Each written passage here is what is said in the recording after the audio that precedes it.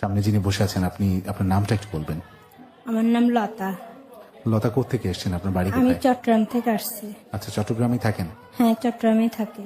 আর বয়স কেমন হবে আপনার? আমার বয়স এখন 35। 35 বছর। হ্যাঁ, 35 বছর। আচ্ছা, তাহলে আপনার গল্পটা আপনি শুরু করুন। হ্যাঁ, যখন আমার বয়স 7 অথবা 5 এতটুকুই হবে, তখন যে কথাটা সেটা হলো যে আমার বাবা আমার মাকে খুবই অত্যাচার করতো।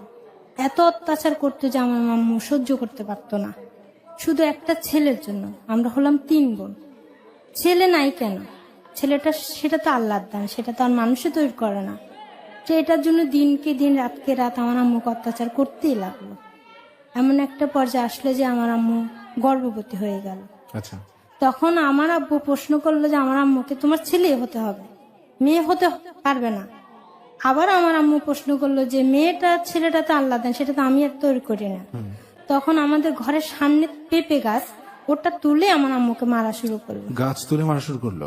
গাছ তুলে মারা শুরু করলো। ছোট ছোট ফুল ছিল পেঁপে গাছে, পেঁপেও ছিল, মানে পেঁপে গাছ আর নাই, শুধু আমার মার পিঠটাই দেখা যাচ্ছে লাল হয়ে আছে। দূরে দাঁড়ায় আছি শক্ত হয়ে, মার কাছে যাইতে পারতেছি না, মাকে ধরতে পারতেছি না, আমি ছোট। তখন মা উঠে বাবাকে উত্তর দিল যে তুমি কি চাও? বাবা উত্তর দিলে আমি চলে যাব। কোথায়? চট্টগ্রামে। তোমার ছেলে হলে আসবো, নাইলে আসবো না। চট্টগ্রামে? আপনারা থাকতেন কোথায় তখন? আমরা আম বাগান থাকতাম। তো যখন এই উত্তরটা দিল, তো আমার আম্মু বলতেছে ঠিক আছে চলে যাও, যদি ছেলে হয় ফিরে আসিও, আর মেয়ে হলে আসিও না, কিন্তু তুমি চলে যাচ্ছ, এসে কিন্তু আমাকে দেখবা না। এই কথাটা আমার আম্মু বলার পরে আমার আব্বু ঠিক ওই সময়টাই চলে গেল, চলে আসলো, চট্টগ্রামে চলে আসলো। চট্টগ্রাম চলে আসলো? হ্যাঁ, আমরা 3 বোন মাকে নিয়ে বাড়িতে আসি। একটা আন্তরিক ভালোবাসা ছিল আমার মার আমার বাবার ভিতরে। যতই আমার বাবা মারতো, ততই আমার মার আন্তরিক ভালোবাসাটা আমার বাবার জন্য ছিল। আচ্ছা, কিন্তু আপনার মা কি কখনো রাগারাগি করতেন না?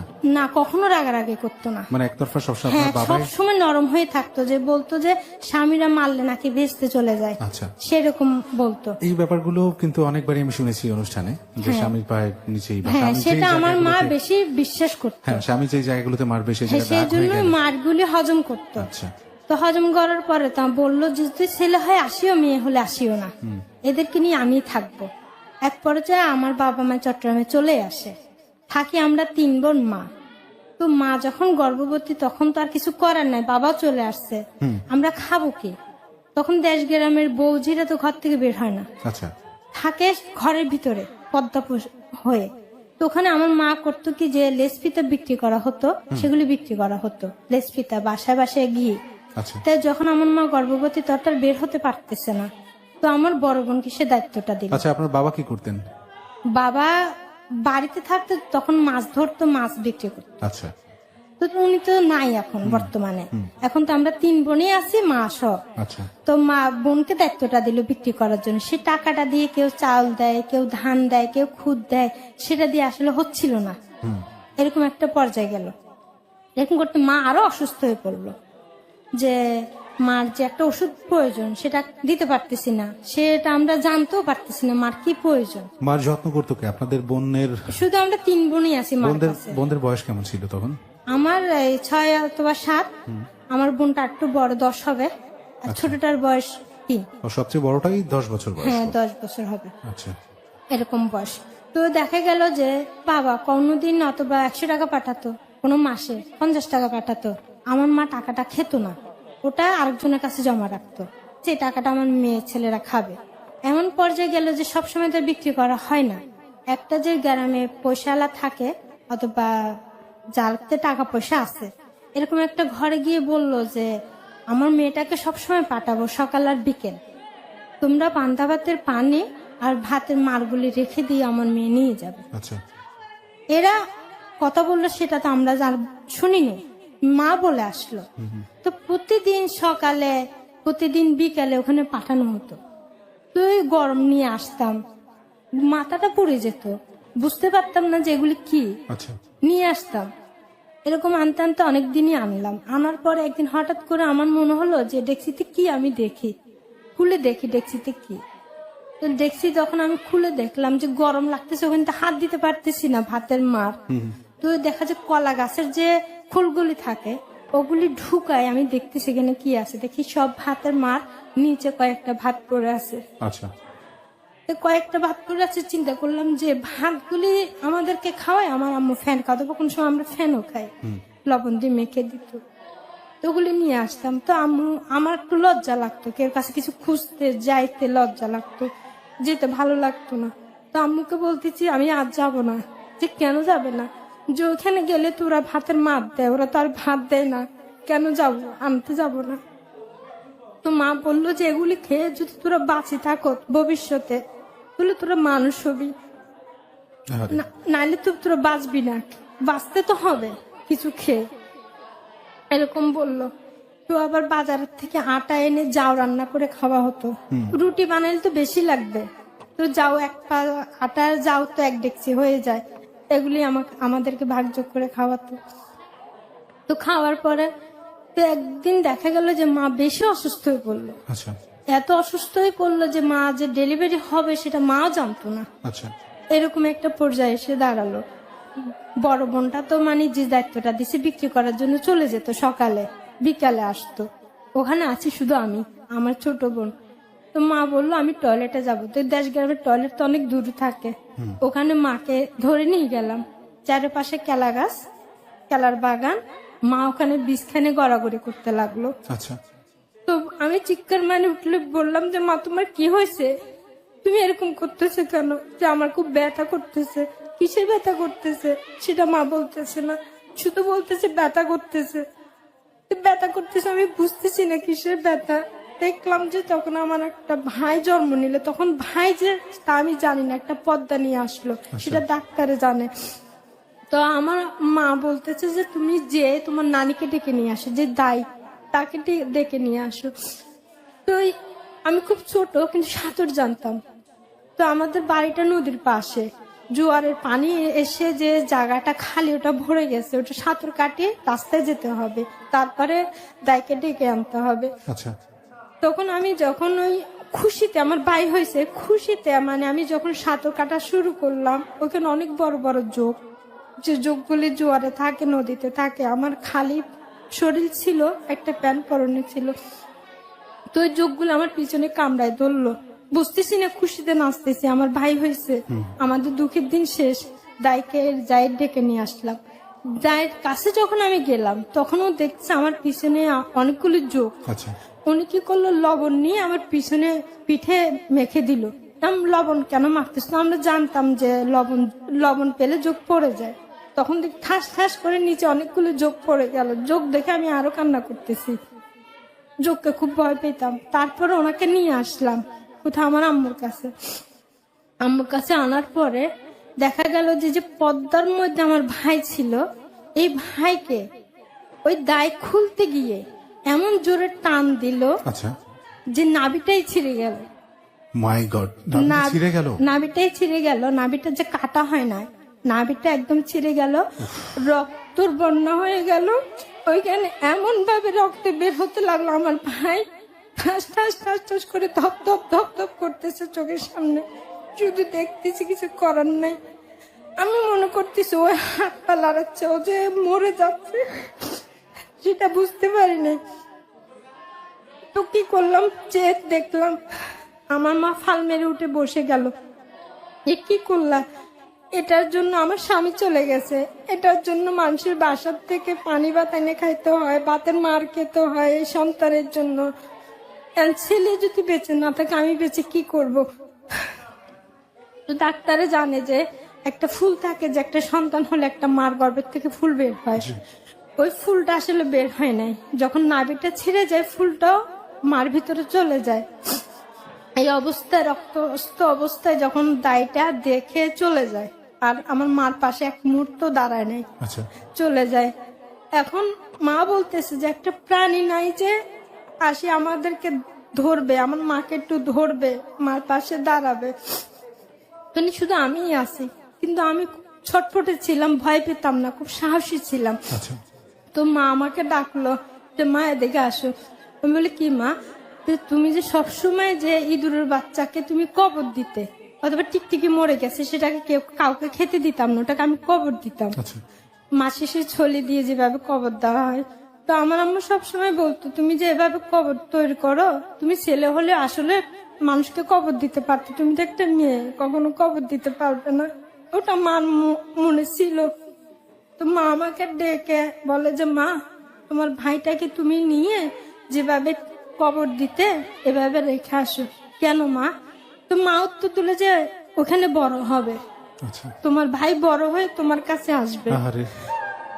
এটা মা বললো। মার কথাটাই বিশ্বাস করলাম, কেন মার কথা কখনো অবিশ্বাস করতাম না আমি।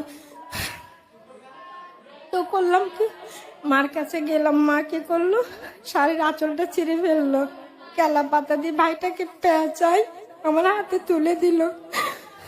আমার হাতে তুলে দিয়ে বললো যে এটাকে যাও, নিয়ে যাও। কিন্তু তখন আমি বুঝিনি যে আমার ভাইটা দুনিয়ার থেকে চলে গেছে, আমার ভাইটাকে আমি কবর দিতে যাচ্ছি।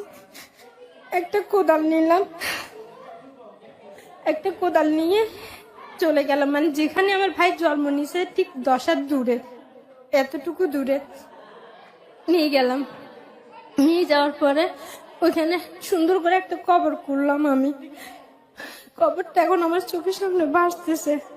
তো কবর করার পরে ওখানে সুন্দর করে আমি শুয়াই, হাত পা একদম লম্বা করে সুন্দর করে শুয়াই, উপরে কলা পাতা দিয়ে মাটি দিয়ে মার কাছে আসি বলে, মা তুমি যে এরকম বলছো আমি এরকম করছি, আমার ভাইকে এভাবে আমি শুয়াই দিয়ে আসছি। তো মা বলতেছে খুব ভালো করছে, কিন্তু মা একটু কান্না করতেছে না। আচ্ছা। কেন মা কান্না করলে যে আমি কান্না করব, আমি বুঝে যাব সেই জন্য।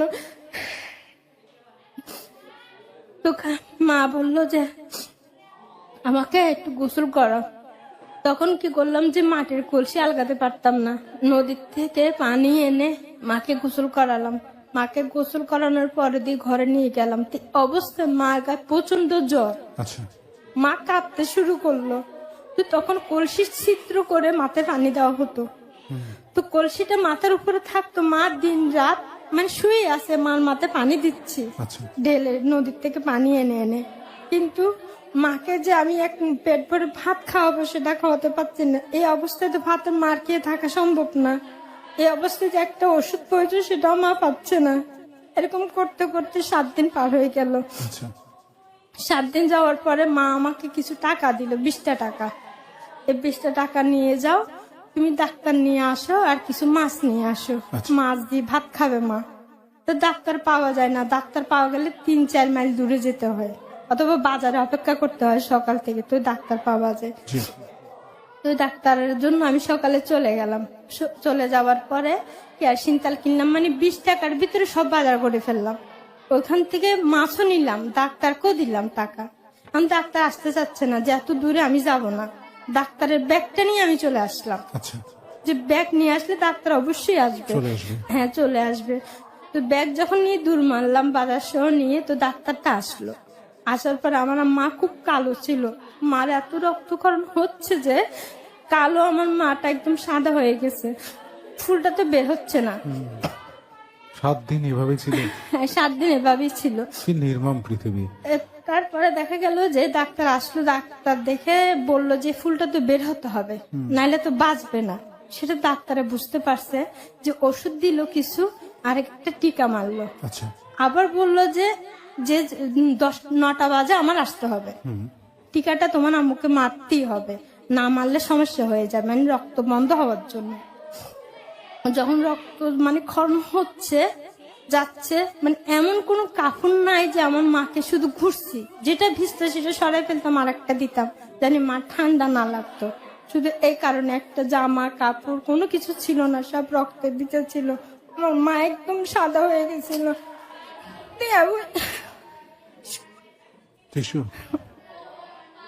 সাদা হয়ে যাওয়ার পরে তো মা, ডাক্তার তো চলে গেল। এই সময়টায় এমন তুফান, এমন বৃষ্টি, এমন জোয়ারের পানি আসতে লাগলো, ডাক্তার আসার কোনো সম্ভাবনা নাই। সারা রাতে তুফান হয়েছে। এত এত তুফান যে নদীর পানি আমাদের ঘরের সামনে পর্যন্ত চলে আসছে।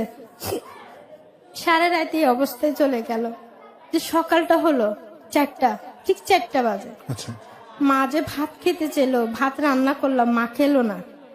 মা খেলো না, যে ভাত নিয়ে বসেছিলাম, মা তুমি খাও না ভাত, মা শুধু 2 চোখে তাকায় আছে যে তোমরা খাও, আমি চেয়ে দেখি। এভাবে মা বলতে লাগলো। মা চেয়ে দেখতে লাগলো আমরা 3 বোনে ভাত খাচ্ছি। ভাত খাওয়ার পরে মার কাছে এসে মাকে জড়িয়ে ধরে ঘুম গেলাম। ঠিক 4টা বাজে মা উঠে বললো যে আমাকে একটু পানি দাও, পানি দাও। তো গেলাম, উঠলাম, উঠে যে কলসি থেকে একটু পানি নিয়ে আসলাম। পানি নিয়ে এসে মাকে দিলাম। যখন পানি আনতে গেলাম দেখলাম যে ভাতগুলি ঠিক ওখানেই আছে। আচ্ছা, মা ভাত খায় নাই, শুধু আমরা খাইছি, শুধু দেখছে, ভাত খায় নাই। পানি নিয়ে মার কাছে যখন গেলাম তখন আমার বোন পরোটা খুব ভয় পাইতো, ও একটু দূরে, আমি মার কাছে, ছোট না মার বুকের উপরে শুয়ে আছে। আচ্ছা, তখন হাত কথা বলার শক্তিটা আমার মার নাই।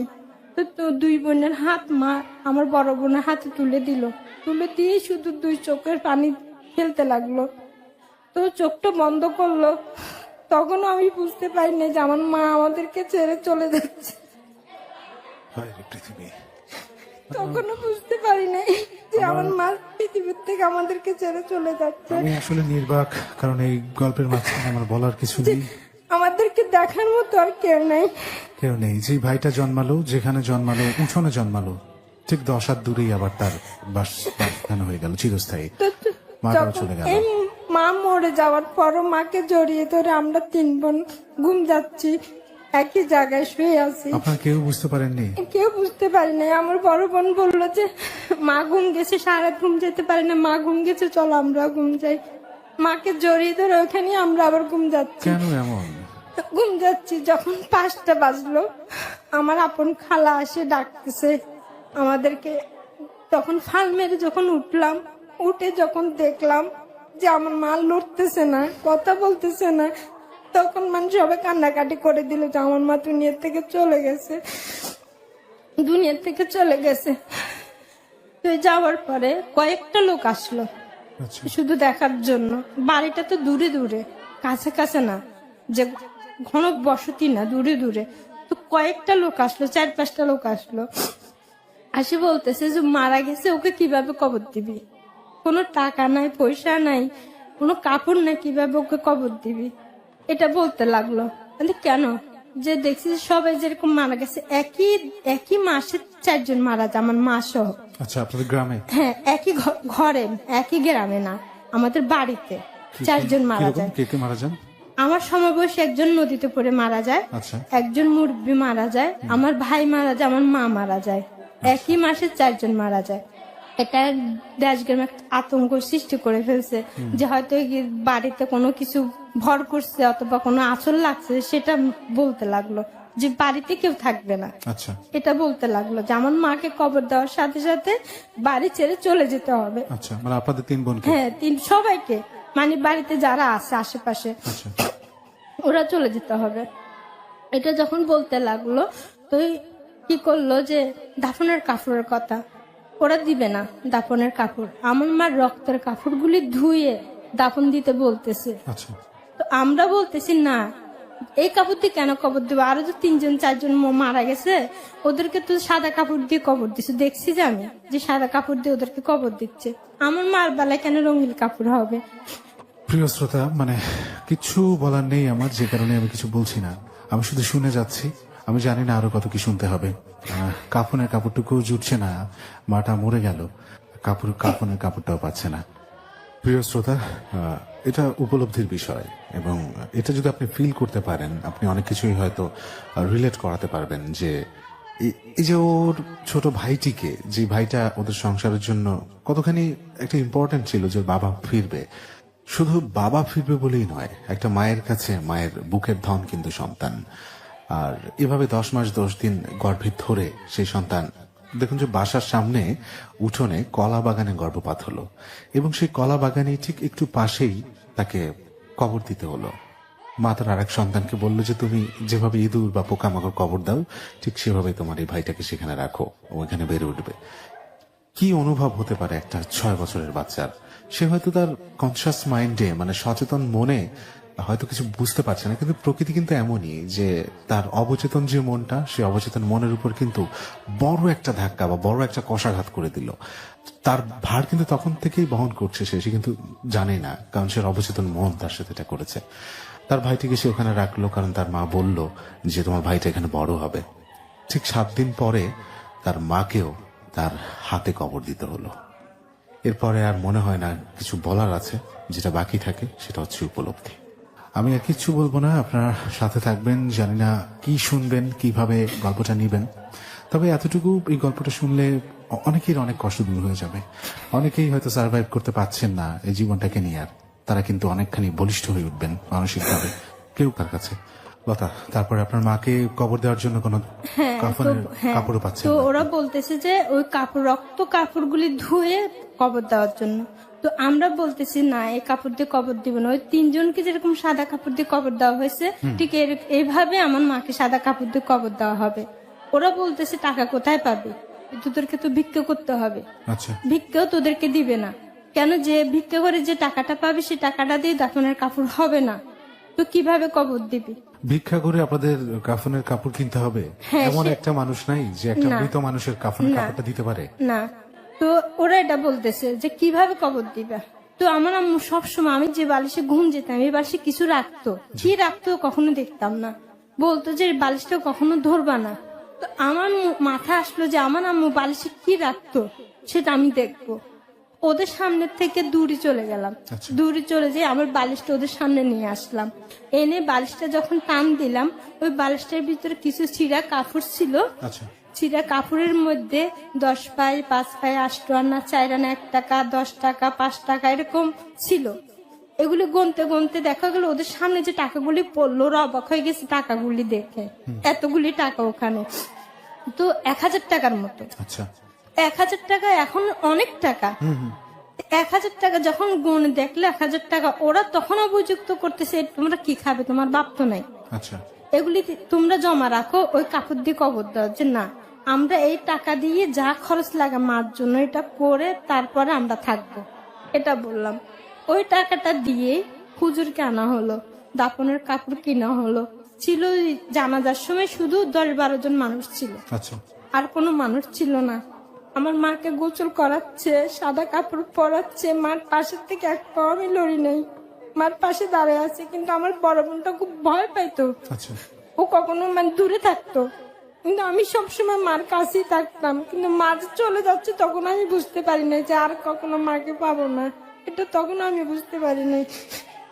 যখন সাদা কাপড় পরাই, যখন কবর করলো, ওই কবর নদীর পাড়ে শুধু পানি উঠতেই লাগলো। আচ্ছা।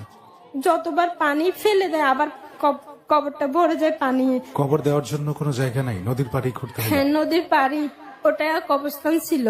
আমাদের যত জায়গা ছিল সব নদীতেই ভাঙে গেছে, কোনো জায়গা আর ছিল না, শুধু ঘরটা ছিল। আচ্ছা, দুই কবরটা কুড়ে যখন জানাজা করার জন্য আমার মাকে যখন শুয়ালো কবরের মধ্যে, তখন 3 বোনকে ডাকে নিয়ে গেল। নিয়ে যাওয়ার পরে মার চেহারাটা আমাকে দেখাইলো যে মার চেহারাটা তোমরা দেখো। তখন আমাকে কেউ ধরে রাখতে পারতেছে না, আমি চাচ্ছি যে আমার মার সাথে কবরের ভিতরে শুয়ে যাওয়ার জন্য। কেন মাকে ছাড়া আমি কখনো থাকতাম না, মা আমাকে খুব ভালোবাসতো, এতটা ভালোবাসতো, খুব সুন্দর ছিলাম আমি, কোথাও যেতে দিত না, পরে আলগা নিয়ে যাবে সেই জন্য, অনেক লম্বা লম্বা চুল ছিল আমার। তো খুব ভয় পেতাম, মা কেন এখানে ঢুকে যাচ্ছে, ভাই না বলছে ভাইকে রাখি আসো, ভাই বড় হবে, মাও কেন ওখানে চলে যাচ্ছে, আমি মার সাথে চলে যাব। এরকম করতে লাগলাম, কেউ ধরে রাখতে পারতেছে না, ওইখানে আমি ঢুকে যাচ্ছি মার সাথে। শেষ পর্যন্ত অনেকজনে 5-6 জন আমাকে ধরে রাখলো, মাকে মাটি দিয়ে ঢাকি দিল। তখন মাকে মাটি দিয়ে ঢাকি দিল, আবার ডাকলো 3 বোনকে, 3 মুঠ মেটে নিয়ে মার কবর উপরে দিলাম। এটা নাকি দিতে হয়, কেন আমার বাবাও নাই, মাও নাই, ভাইও নাই, এখানে আপন বলতে কেউ নাই, গার্জেন হিসেবে আছি শুধু আমরা 3টা বোন। যখন মাটিগুলি দেওয়া হলো, ওখান থেকে আমাদেরকে আবার তুলে নিয়ে আসলো। তুলে নিয়ে আসার পরে তখনই বলতেছে যে বাড়ি ছেড়ে চলে যেতে হবে, এখন তো মা মারা গেছে, এখন তো বাড়ি ছেড়ে চলে যেতে হবে, এখন তো আমার বাবা নাই, কোথায় যাব, কার কাছে যাব, কার কাছে যাব, কোথায় যাব। 3টা ছোট ছোট মানুষ, 6 বছর 10 বছর, পৃথিবীর বুকে কেউ থাকলো না, বাবা থেকেও নেই, মাটা মরে গেল, কিন্তু এলাকাবাসী বা তারা দেখেন মানে ছেলে চলে যেতে হবে বাড়ি ছেড়ে, কাফনের কাপড়টা জোগাড় করতে সাহায্য করলো না। মানে পৃথিবী এত নির্মম কেন হয়? তো আমাদেরকে 3 বোনকে নিয়ে একটা ঘরে বসালো, বসায় বলতেছে কিছু খাওয়ার জন্য। যে মানুষটা মানা করলো যে দাপনের কাপড় লাগবে না, ওই ঘরেই আমাদেরকে কিছু খাইতে বলতেছে। তো আমরা বলতেছি না, খাবো না তোমার ঘরে। তুমি না বলছো না যে এই টাকা দিয়ে যদি দাপনের কাপড় কিনে হুজুর আনি, তাহলে আমরা খাবো কোত্থেকে? আমরা খাবো না তোমাদের ঘরে। এটা বলে ঘরের থেকে চলে গেলাম। তো সবাই মানে কি, যে কথাটা আমি বলতেছি, কথাটা আমার বোন বড়টাও বলতেছে, সবাই এসে কথাটা কিছু মানুষও বলতেছে, 4-5 জন মানুষও বলতেছে, বল ঠিকই তো, তোমার ঘরে কেন খাবে? তো আমাদেরকে 3 বোনকে ওদিন আমার খালাসহ, আপন খালাসহ একটা স্কুল, বট গাছের তলে ছোট একটা স্কুল ছিল, ছনের ঘর, ওই ঘরের এক পাশে আমাদেরকে থাকতে দিল। থাকতে দেওয়ার পরে সরকারের থেকে কিছুদিন গম দিত, আচ্ছা, মানে কিছু তো গম দিত, সেটা দিয়ে আমরা 3 বোনে খেতাম, আবার আমার খালারাও খেত। ওরা মানে আমাদেরটা দিয়ে চলতো। খালারা কি একই বাড়িতে থাকতো? হ্যাঁ, একই বাড়িতে থাকতো। মানে আমার বাবা ঘর জামাই ছিল, ও আচ্ছা, সেই হিসেবে মানে খালাটা যখন ঘর ছাড়তে হবে আর কোথায় যাব, মেজো খালার সাথেই থাকতাম। একটা ঘরের কোনাতে আমাদেরকে থাকতে দিত। তো দেখা গেল যে কিছুদিন দিল, কিছুদিন দিল না। এখন আর কিছু করার নাই, আমরা কিভাবে চলবো? আমরা 3 বোনই ভিক্ষে করতে লাগলাম। বাবা তো আসে নাই। তো বাসায় বাসায় বাড়িতে বাড়িতে গিয়ে ভিক্ষে করাটা, মানুষের থেকে খুঁজাটা খুব লজ্জা লাগতো। কখনো তো করিনি, এর থেকে কখনো খুঁজি নেই। তো বড় বোনটা খুঁজতো, খুঁজে কেউ চাল দিত, কেউ টাকা দিত, 1 টাকা দিত, 4 আনা দিত, 8 আনা দিত, এরকম দিত। ওইখান থেকে কিছু টাকা আমার বোনের রেখে দিত, সব টাকা খেত না। বাবা আসলে বাবাকে দিবে, সেই জন্য 40 দিন এরকম করতে লাগলাম। 40 দিন পরে বাবা আসলো। 40 দিন পরে বাবা এসে দেখলো যে মাও মারা গেছে, ভাইও মারা গেছে, কেউ নাই। আমরা ওখানে থাকতে, যখন যেদিন বাবা পাড়া দিল বাড়িতে, সেদিন আমি দাঁড়িয়ে ছুটছি বাবাকে মারি ফেলার জন্য, যে তোমার জন্য আমার মা মারা গেছে, তোমার জন্য আমার ভাই মারা গেছে, তুমি থাকলে হয়তো মরতো না, তুমি থাকলে হয়তো বাড়িতে বাড়িতে বাসায় বাসায় কি আমার ভিক্ষা করতে হতো না। তোমার জন্য মারা গেছে, কেউ আমাকে ধরে রাখতে পারতেছে না, আমি মারি ফেলবো তোমাকে, আমি রাখবো না। তো সব অবাক হয়ে গেছে সেদিন আমার এই সাহসটা দেখে, কেন আমি বাবাকে দানি কুবাই ছুটছি। কেউ যদি না ধরতো সত্যি বাবাকে মেরেই ফেলতাম সেদিন আমি। এরকম পর্যায়ে চলে গেছি। সবাই বুঝ দিল, মাও নাই, এখন বাপ যখন আসছে বাপকে বুকে টেনে নে, বাপই তোদেরকে দেখবে। তো কয়েকটা দিন বাবা বলল বিয়ে করবে না, এটা বললো যে তোদেরকে নিয়ে থাকবো। যখন 2টা মাস পার হলো, 40 দিন তো চলে গেল, 2টা মাসের ভিতর বাবা বললো আবার বিবাহ করবে। আচ্ছা, তো মা শখ করে আমার বড় বোনকে একটা নাকফুল দিছিল, ওই বড় বোনের নাকফুলটা খুলেই বাবা আবার দ্বিতীয় বিবাহ করলো। আচ্ছা, কিছুদিন যাওয়ার পরে ওই সৎ মাটা খুব অত্যাচার করতে লাগলো, যে ভাত রান্না করতো, ভাত রান্না করে নিজেই খেয়ে ফেলতো, দেখছি আবার 2 দাই সুন্দর করে রেখে দিত, আমাদেরকে দিত না। আচ্ছা, তো খিদে সহ্য করতে পারতাম না। তো বলতাম কি রে, আমাদেরকে ভাত দাও না কেন? এটা বললে আরো এমন ভাবে একটা কিল মারতো, যার বলার ক্ষমতা সেটা থাকতো না, এরকম করতে লাগলো। তো বাবাকে বলতে মানা করতো, বাবাকে বললে যে বাবা মারবে, বকা দিবে, সেই জন্য মানা করতো। বাবাকে বলতাম না, ভয়ে, মায়ের ভয়ে বলতাম না। এমন একটা দিন আসলো যে শাক রান্না করছে, তো একটা কাঁচামরিচ গাছের থেকে আমাকে বললো কাঁচামরিচ আনার জন্য। 2টা কাঁচামরিচ নিয়ে আসো, আমার সৎমা খাবে, আমি খাবো। এখন যখন 2টা কাঁচামরিচ দেখলাম, আমার ছোট বোনটা বললো যে ও খাবে। আচ্ছা, এখন বলতেছে তুমি ছোট, তুমি কাঁচামরিচ খাইতে পারবে না। ও বলতেছে না আমি খাবো।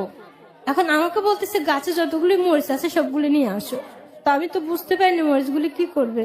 যখন আমি সব মরিচগুলি নিয়ে আসলাম, আমার হাতে যতগুলি আসছে সেই মরিচগুলি বললো যে আমার ছোট বোনকে খাওয়ার জন্য। সবগুলো খেতে হবে ছোট বোনকে? সবগুলি, হ্যাঁ, সবগুলোর মুখের ভিতরে ঢুকাই দিল, একটা হাতে লাঠি নিল, সব খেতেই হবে। যখন ও কালো ছিল আমার মার মতো, যখন মরিচগুলি মুখে দিল, ওর মুখটা ফুলে 3টা মুখের মতো হয়ে গেল, ওর মুখ দেখা যাচ্ছে না, মানে কাঁচা মরিচের ঝালে এরকম হয়ে গেছে, জিব্বাটা ফুলে এত বড় হয়ে গেছে। এখন কি করবে, সৎমা তার কিছু বলার নাই, মরিচ তো খেয়ে ফেলছে, ওর তো ক্ষতি হয়ে গেছে। এখন মানা করতেছে বাবাকে না বলার জন্য। এখন আমি ছোট বোনকে নিয়ে নদীর পাড়ে বসে আছি, বাবা কখন আসবে, বাবাকে বলবো। গাছের থেকে রস পেরে ওকে খাওয়াইছি ওর ঝালটা কমানোর জন্য। দেখি বাবা আসছে, বাবা এসে সেই কারণে আমার সৎমাকে অনেক মারধর করছে। আচ্ছা, অনেক মারধর করার পরে সৎমা আমার বাবাকে কেস করে দিছে। কেস করে দিছে? হ্যাঁ, আচ্ছা। ওনাকে কেন মারা হয়েছে এই কেসের জন্য আমার বাবাকে জেলে ধরে নিয়ে গেছে। এই কেসের জন্য আপনার বাবাকে জেলে যেতে হলো? হ্যাঁ, জেলে হতে হলো। 2 মাস ছিল আমার বাবা জেলে। কারণ বাবাকে ছুটানোর জন্য আবার লঞ্চে লঞ্চে বাড়ি বাড়ি 3 বোন আবার ভিক্ষা করতে লাগলাম। আর আপনার সৎমাকে বাড়িতে থাকলো? বাড়িতে না, সৎমা ওনার বাপের বাড়িতে চলে গেছে কেস করার পরে। আচ্ছা, বাবাকে কিভাবে ছুটাবো, কেউ তো নাই। বাবা যদি পাশে না থাকে আমরা কোথায় যাব? তো আবার ভিক্ষা করতে লাগলাম। ভিক্ষা করার টাকা দিয়ে ওই যেখানে কেস করছে সেখানে গেলাম, সেখানে গিয়ে বাবাকে ছুটালাম। বাবাকে ছুটানোর পরে সৎমাকে নিয়ে আবার ঘরে আসলাম। আচ্ছা। বাড়িতে আসার পরে ঠিক ওই 1 মাস পরেই চট্টগ্রামে চলে আসি। সৎমাকে নিয়ে কি আপনারা আসলেন? হ্যাঁ, কেন বাবাকে বাঁচাতে হলে সৎমাকে আগে আনতে হবে, আচ্ছা। নাহলে বাবাকে তো ছাড়বে না। কোনো অনুশোচনা বা কোনো ভুল করেছে এমন কোনো বোধ ছিল না আপনার সৎমার মধ্যে? না, ছিল না। কেন এটা মানে ওর বলতে হয়েছে যে আমার বোনকে মরিচ খাওয়ায় না, সেটা আমাদের অস্বীকার করতে হয়েছে। আচ্ছা। যে আমাদেরকে কোনো অত্যাচার করে নাই, আমাদেরকে খুব ভালোবাসে, সেই কথাটা স্বীকার করতে হয়েছে। তো যখন নিয়ে আসলাম, বাবা বললো যে এখানে থাকবো না, চট্টগ্রামে চলে যাব। তো নিয়ে আসলো চট্টগ্রামে। আমরা তো ছোট, কোনো কাজ করতে পারবো না। বাবা রিক্সা চালাতো, আমরা ঘরে থাকতাম। কয়েকটা দিন সুখে ছিলাম। দেখা গেল যে বাবা সৎমাকে নিয়ে ছোট বোনকে নিয়ে বাড়িতে চলে গেল। আচ্ছা। ছিলাম আমরা শুধু 2 বোন। 2 বোনের ভিতর বোনটাকে কিছুদিন পরে চাকরিতে জয়েন করালো গার্মেন্টসে। তখন আমার বোনে ফুরুক ফরাতে গার্মেন্টসে চাকরি জয়েন করলো। আমি রান্না করতেছি ঘরে, আচ্ছা। বড়াপু চাকরি করতেছে। বাবা প্রতি মাসে এসে ওই অর্ধেক টাকাটা নিয়ে যেত, আর অর্ধেক টাকাটা দিয়ে যেত 2 বোনের জন্য, শুধু খানার টাকাটা, আরগুলি সব নিয়ে যেত। ওই তখন বেতন কত ছিল, 500 টাকা না 1000 টাকা, তার বেশি না। যখন একটু বুঝের হলাম, আমি একটু বড় হলাম, তখন আমাকে একটা বাসায় কাজে দিয়ে ফেললো। চট্টগ্রাম থেকে আমাকে ঢাকা পাঠানো হলো। ওখানে 1 বছর চাকরি করলাম, বাসায় কাজ করলাম। বাসায় কাজ করার পর আমার বোন তো ওখানেই আছে। কাজ করার পরে আবার চট্টগ্রামে নিয়ে আসলো।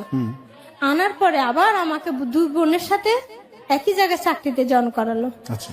তো আমি একটু সুন্দরের কারণে সবাই আমার দিকে চোখ দিত, খারাপ নজর দেখতো। কাজের জায়গায়? কাজের জায়গায়, বাইরেও। আচ্ছা। তো আমি কোথায় যাব? বড় বোনটা বললো তুই কি সুন্দর, তোর থেকে তো সুন্দর মেয়ে আরো আছে, তোর দিকে কেন এত খারাপ চোখে তাকায়, তোকে নিয়ে আমি কোথায় যাব? তখন দেখেন আবার বাসার কাজে পাঠাই দিল আমাকে। আচ্ছা। বোনটা চাকরি করতেছে, যখন বাসার কাজে আবার পাঠাই দেওয়া হলো। এবারও কি ঢাকায়? হ্যাঁ, ঢাকায়, একই জায়গায়, একই বাড়িতে। তো ওই জায়গাটা যাওয়ার আগে বোনের বিয়ে হয়ে গেল। আমি ওকে ঢাকাতে আছি, বোনের বিয়ে হয়ে গেল, আমি জানি নাই। বিয়েটা কে দিল? বাবা? বাবা মানে পছন্দ করছে বোনে, বাড়িতে নিয়ে গেছে। আচ্ছা। পরে বাবাই বিবাহ দিছে। দেওয়ার পরে তো বোন স্বামীর সাথেই আছে, আমি তো বাসায় কাজ করতেছি। যখন একটু আমার বুঝ হলো যে বাসায় কাজ করতেছি, সে আমাকে খারাপ নজরে দেখলো। আচ্ছা। সেটা তো আমি বুঝতেছি না, তখন আমি সাবলক হইনি। কিন্তু ওই যে আন্টিটা, সে বুঝতে পারলো। আন্টিটা বলতে? আন্টি যার ঘরে কাজ করতাম, আচ্ছা। সে বলতেছে এই মেয়েকে তো আমি ঘরে রাখতে পারবো না, এই মেয়েকে দিয়ে দিতে হবে। 2 বছর চাকরি করলাম, ওখানে বাসায় কাজ করলাম। ওখান থেকে আবার নিয়ে আসলো চট্টগ্রামে। আচ্ছা। আনার পরে বললো তুমি যেখানে খুশি চলে যাও, আমাদের বাসায় আর থাকতে পারবে না, আমি নিতে পারবো না। তো আমি কোথায় যাবো? আমার হাতে তখন 3000 টাকা দিল। এসে দেখলাম যে বোন নাই, বোন শ্বশুর বাড়িতে চলে গেছে। এখন আমি কার কাছে যাব? বোন বলতে কি আপনার ইমিডিয়েট বড়টা? হ্যাঁ, আমার বড়টা। ওর বয়স কত হয়েছিল তখন? তখন 15 হবে, মানে তাড়াতাড়ি বিয়ে হয়ে গেছে। বাল্য বিবাহ? হ্যাঁ, বাল্য বিবাহ হয়ে গেছে। ও শ্বশুর বাড়িতে চলে গেছে। ওর শ্বশুর বাড়ি আমি চিনি না, কোনো ঠিকানা আমার কাছে নেই। ওর শ্বশুর বাড়িতে যাইতে পারবো না, বাড়িতে যাওয়ার সাহস পাচ্ছি না।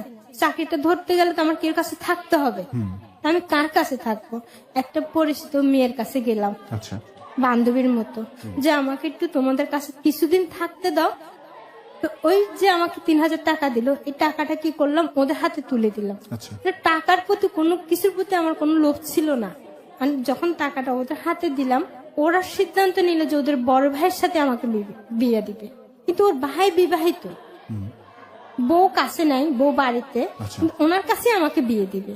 তখন তো আমি বিয়ের সম্বন্ধে কিছু বুঝি না, কেন আমার বাবা মাকে যখন অত্যাচার করতো সেটা যখন দেখতাম, ওইটার কারণে আমি ছেলেদেরকে খুব ঘৃণা করতাম, যে সব ছেলেরা মনে হয় বিয়ে করে সন্তানের জন্য, ছেলের জন্য এরকম মারধর করে অথবা আবার বিয়ে করতে চায়, এটা সবসময় আমার মাথায় থাকতো। এটাই হয়, কারণ কোমলমতি শিশু তার সামনে যা হতে দেখে, হ্যাঁ, এটা সবসময় আমি ভাবতাম। সেটাই বিশ্বাস করে তারা। হ্যাঁ, তখন ওরা জোর করে আমাকে 1 মাস পরে ওনার সাথে আমাকে বিয়ে দিল।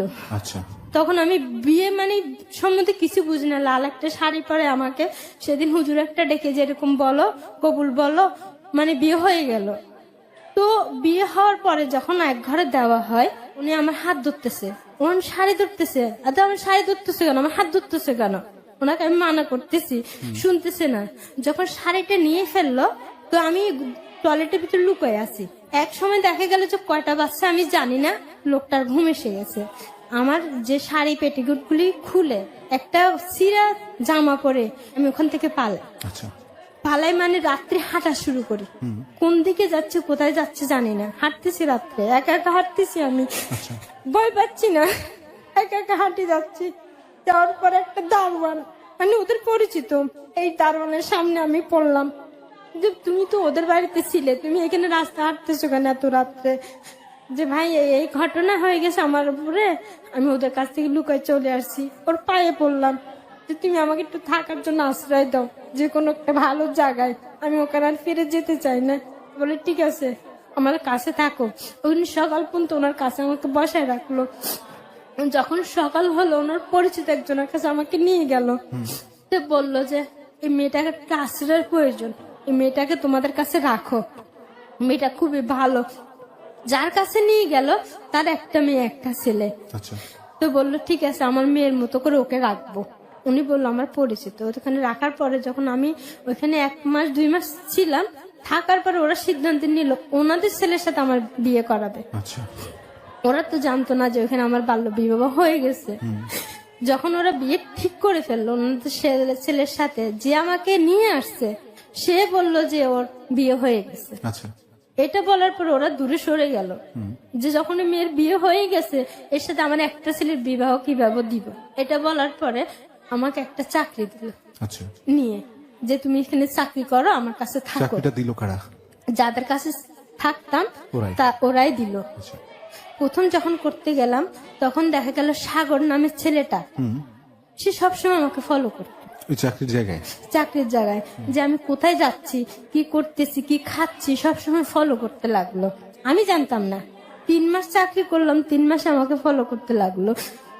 তো দেখা গেল যে হঠাৎ করে একদিন আমার সামনে এসে দাঁড়ালো, দাঁড়ায় বললো যে তোমার বাড়ি কোথায়, তুমি কোথায় থাকো, কার কাছে থাকো, কিন্তু সব জানে কোথায় থাকি। তারপরে জিজ্ঞাসা করতেছে যে আমি তোমাকে কেন বলবো আমি কোথায় থাকি, তোমাকে বলার তো কোনো দরকার নেই, তোমাকে আমি চিনি না, তুমি আমাকে চিনো না, আমি তোমাকে চিনি, আমি তোমার সাথে কাজ করি। যখন মাছ ফিশারি চাকরি করা হয় তখন হাতে মোজা, মুখে থাকে মোজা, শুধু চোখ দুটোটা দেখা যায়, আচ্ছা, আর কিছু দেখা যায় না। তখন আমি চিনতাম না যে এই ছেলেটাই আমার পাশে কাজ করতো, সাগর নামের ছেলেটা। যে বললো যে আমি তোমাকে বিয়ে করব, যে আমি বিয়ে করব না। কেন করবে না? যে আমি বিয়ে করব না, কেন করব বিয়ে তোমাকে? আমার বিয়ের বয়সই হয় নাই, আমি ছেলেদেরকে আমি পছন্দ করি না। কেন করো না? যে সব ছেলেরাই এরকম, বিয়ে করে ছেলে না হলে মারধর করে, আবার একটা বিয়ে করতে চায়, এরকম করতে লাগলাম। তো বললো আসলে তোমার এটা ভুল ধারণা, সব ছেলেরা তার এক না, আমি তোমাকে খুব পছন্দ করি, তোমাকে বিয়ে করতে চাই। আর তাহলে আমি যে বাসায় থাকি সে বাসায় বিয়ের প্রস্তাব নিয়ে যাও, যদি তোমার বিয়ে করতে ইচ্ছে হয়। তো উনি কি করলো, 4-5টা লোক নিয়ে ওনার কাছে বিয়ের প্রস্তাব নিয়ে গেল। আচ্ছা, নিয়ে যাওয়ার পরে ওনারা বলতেছে যে ঠিক আছে, যদি তুমি বিয়ে করতে চাও তোমার গার্জিয়ান নিয়ে আসো। আপনাকে বললো নাকি ওই ছেলেটাকে বললো? ওই ছেলেটাকে বললো। আচ্ছা, তো বলার পরে উনি বললো যে না, আমি কোনো গার্জিয়ান নিয়ে আসতে পারবো না, আমি বিয়ে করব। যে গার্জেন ছাড়া বিয়ে দিলে মেয়েটা নিশ্চিত কি, তুমি আজকে বিয়ে করে কালকে তো তুমি ওকে ফেলে চলে যেতে পারো। রাইট, হ্যাঁ, একটা সন্তান হলো, এক সন্তানের মা করে তুমি চলেও যেতে পারো, তার গ্যারান্টি কি? আমরা আছি, তুমি যে কোনো একটা তোমার গার্জেন নিয়ে আসো, মা অথবা বাপ, কাউকে নিয়ে আসো। আচ্ছা। ওর বাপ ছিল না, শুধু মা ছিল, ওরা 1 ভাই 1 বোন। তখন বললো যে না, কোনো গার্জিয়ান আনতে পারবো না, ওকে আমার কাছে বিয়ে দিতে হবে। ওরা বললো না, এভাবে বিয়ে দিব না। তো বন্ধুদেরকে নিয়ে অনেক বিভ্রান্ত করতে লাগলো আমাকে, বললো ঘুরতে যাও, বললো ওখানে যাও, কিন্তু আমাকে কোনোভাবে কোনো জায়গায় নিতে পারতো না, আচ্ছা, আমি যেতাম না। তো এরকম বলার পরে ওদের কাছে গিয়ে ডাইরেক্ট বললো যে এই মেয়েকে আমার কাছে বিয়ে না দাও, তোমাদের তো ক্ষতি করব এই মেয়েকে নিয়ে এমন অবস্থা করব যে কোনো ছেলেই বিয়ে করবে না। প্রিয় শ্রোতা, আমরা এই পর্যায়ে একটা বিরতি নিচ্ছি। লতা রয়েছে আমাদের সাথে আজকে। জীবনের গল্প যে কত ভয়ঙ্কর হতে পারে তা আজকের গল্পটা শুনলে আপনি আবার নতুন করে উপলব্ধি করবেন। আর ওই কথাটাই বলতে চাই যে গল্পের পুরোটা সময় সাথে থাকুন, কারণ এতক্ষণ যারা আছেন তারা অনেকেই হয়তো বা মানে সেলফ মোটিভেশন বা সেলফ ইন্সপিরেশন যেটাকে বলে সেটা নিজেরাই করতে পারছেন। একটাই আপনাদের জন্য আমার অনুরোধ থাকবে, জীবনে অনেকেই হতাশ হয়ে যান অনেক কিছুতে, প্লিজ হতাশ হয়ে কোনো ভুল ডিসিশনে যাবেন না, কারণ আপনি হয়তো কষ্টে আছেন, আপনার চেয়ে অনেক অনেক বেশি কষ্টে কিন্তু আপনার আশেপাশে মানুষ আছে। আজকে গল্পের বিয়ে নিয়ে একটা ঝামেলা হচ্ছিল, যেখান থেকে আমরা বিরতিতে গিয়েছিলাম। দ্বিতীয় বিয়ে হবে কি হবে না আমরা জানি না, এবং তারপরে কি হবে সেটাও আমরা জানি না। সবকিছু লতার কাছ থেকে শুনছি। লতা, তারপর তো বললো যে গার্জিয়ান নিয়ে আসো। তো বলতে লাগলো না, যা গার্জিয়ান আনতে আমি পারবো না, বিয়েটা আমার সাথেই দিতে হবে, নাহলে ওরও ক্ষতি করব তোমাদেরও ক্ষতি করব। এটা আমি শোনার পরে ওনার সাথে আমি সরাসরি দেখা করলাম যে যা বলা আমাকে বলো, কি করতে চাও তুমি, আমার জন্য তো ওদের ক্ষতি করতে পারো না। ওরা আমাকে মেয়ের মতো রাখছে, আশ্রয় দিছে আমাকে, সেই আশ্রয়টা যদি চলে যায়, বড় বোনের বিয়ে হয়ে গেছে, বাবা বাড়িতে চলে গেছে, এখন আমি একা, আমি কোথায় যাব? আমার তো একটা থাকার জায়গার প্রয়োজন, নাইলে তো আমাকে সবাই ছিঁড়ে বিড়ে খেয়ে ফেলবে, আমার তো যাওয়ার কোনো জায়গা নেই। এটা বলার পরে মানে সামনাসামনি যখন দাঁড়ালাম, ওই কথাগুলি বললাম যে তুমি কি চাও, যে আমি তোমাকে বিয়ে করতে চাই। আমার সরাসরি এই কথাটা বললো, তুমি যে আমাকে বিয়ে করতে চাও, তুমি কি দেখে তুমি আমাকে বিয়ে করতে চাও? আমার তো কোনো টাকা নাই, পয়সা নাই, কোনো আমি সুন্দরও না, তো কেন বিয়ে করতে চাও আমাকে? না তোমাকে ভালো লাগছে, তোমাকে আমি বিয়ে করব। আমি একটা ফকিরি মেয়ে, আমার বাবা রিক্সা চালায়, আমার বাবা তোমাকে একটা সুতাও দিতে পারবে না। তখন ওর বিয়ের বয়স উপযুক্ত, কিন্তু আমি ছিলাম না। কিন্তু ও প্রতিবাদটা আমি করে যাচ্ছি ওর সাথে। ও বলতেছে তুমি যা বলবে তাই শুনবো। আমি দেখো, আমার একটা বিয়ে হয়েছিল, ওখান থেকে আমি পালাই আসছি, তো যে মেয়েটার বিয়ে হয়েছে সেই মেয়েটাকে তুমি কেন বিয়ে করবে? ছোটবেলার থেকে আমি ভিক্ষা করছি, আমি ভিখারির মেয়ে, এটা শুনে কি তুমি আমাকে বিয়ে করবে? তো বলতেছে তোমার একটা না, তোমার যদি 10টা বিয়ে হয় তো তোমাকে আমি বিয়ে করবো। আপনাকে এত ভালো লাগলো তার কারণ? তার কারণ বলতো ওর সবসময় মেয়েদের প্রতি একটা আকর্ষণ ছিল। আচ্ছা, যেটাকে সুন্দর লাগতো ওর চোখে, সেটার প্রতি ওর আকর্ষণ ছিল। তখন তো আমি বুঝতাম না, সেটা বুঝতে আমার একটু সময় লাগছে। আচ্ছা, তো এটা বলার পরে বলে না, আমি তোমাকে তারপরে বিয়ে করব। যে ঠিক আছে, তুমি যদি আমাকে বিয়ে করো, যে আমার যে বিয়ে হয়েছিল প্রথম, এই কথাটা তুমি যতদিন বেঁচে থাকবে, আমার অথবা সন্তান হবে বিয়ের পরে, তাদেরকে অথবা শ্বশুরবাড়ির কেউকে তুমি কথাটা বলতে পারবে না যে আমার বিয়ে হয়েছিল। ও আমাকে ওয়াদা করছিল ও কথাটা বলবে না। সে বলার পরে আমি বিয়েতে রাজি হয়ে যাই। আচ্ছা, শুধু ওদের ক্ষতি করবে সেই জন্য, যারা আমাকে আশ্রয় দিলে, মেয়ের মতো রাখলো, ভালোবাসা দিল, তাদের ক্ষতি হবে ভেবে আমি ওকে বিয়ে করতে রাজি হয়ে যাই। আচ্ছা, যেমন ওর কয়েকটা বন্ধু থাকে, বন্ধুর বাড়িতে মানে ঘরে নিয়ে মসজিদের থেকে হুজুর ডেকে আমার বিয়েটা হয়, রেজিস্ট্রি করা হয় না, শুধু হুজুর ডেকে কবুল বলে বিয়েটা করা হয়। আচ্ছা, ওই বিয়েটা ওদিন হওয়ার পরে 1 তারিখে বিয়ে হয়।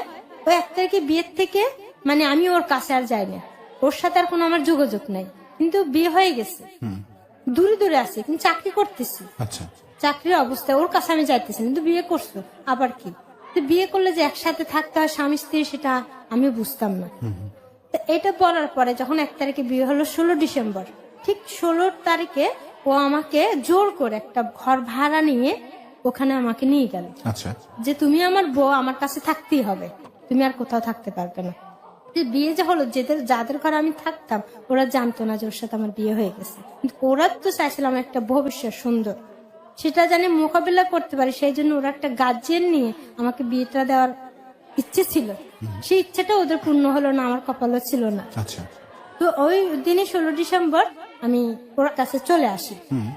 ও দেখা গেল যে একটা শাড়ি কিনলো, একটা ব্যালান্স নিয়ে আসলো, যেগুলি পর ছোট একটা ঘর, চারপাশে দেওয়াল দেওয়া, তো ঘরে আমাকে পড়তে বললো, আমি পড়লাম, পরে বসে আছি, কোনো ডেক্সি নাই, পাতিল নাই, কোনো খাবার নাই, কিচ্ছু নাই। ও দোকানে গিয়ে আমার জন্য একটা বাটিতে করে একটা ডিম আর ভাত নিয়ে আসলো। আচ্ছা, তো আমি খাচ্ছি না, আমাকে জোর করেও নিজে হাতে আমাকে খাওয়াই দিল।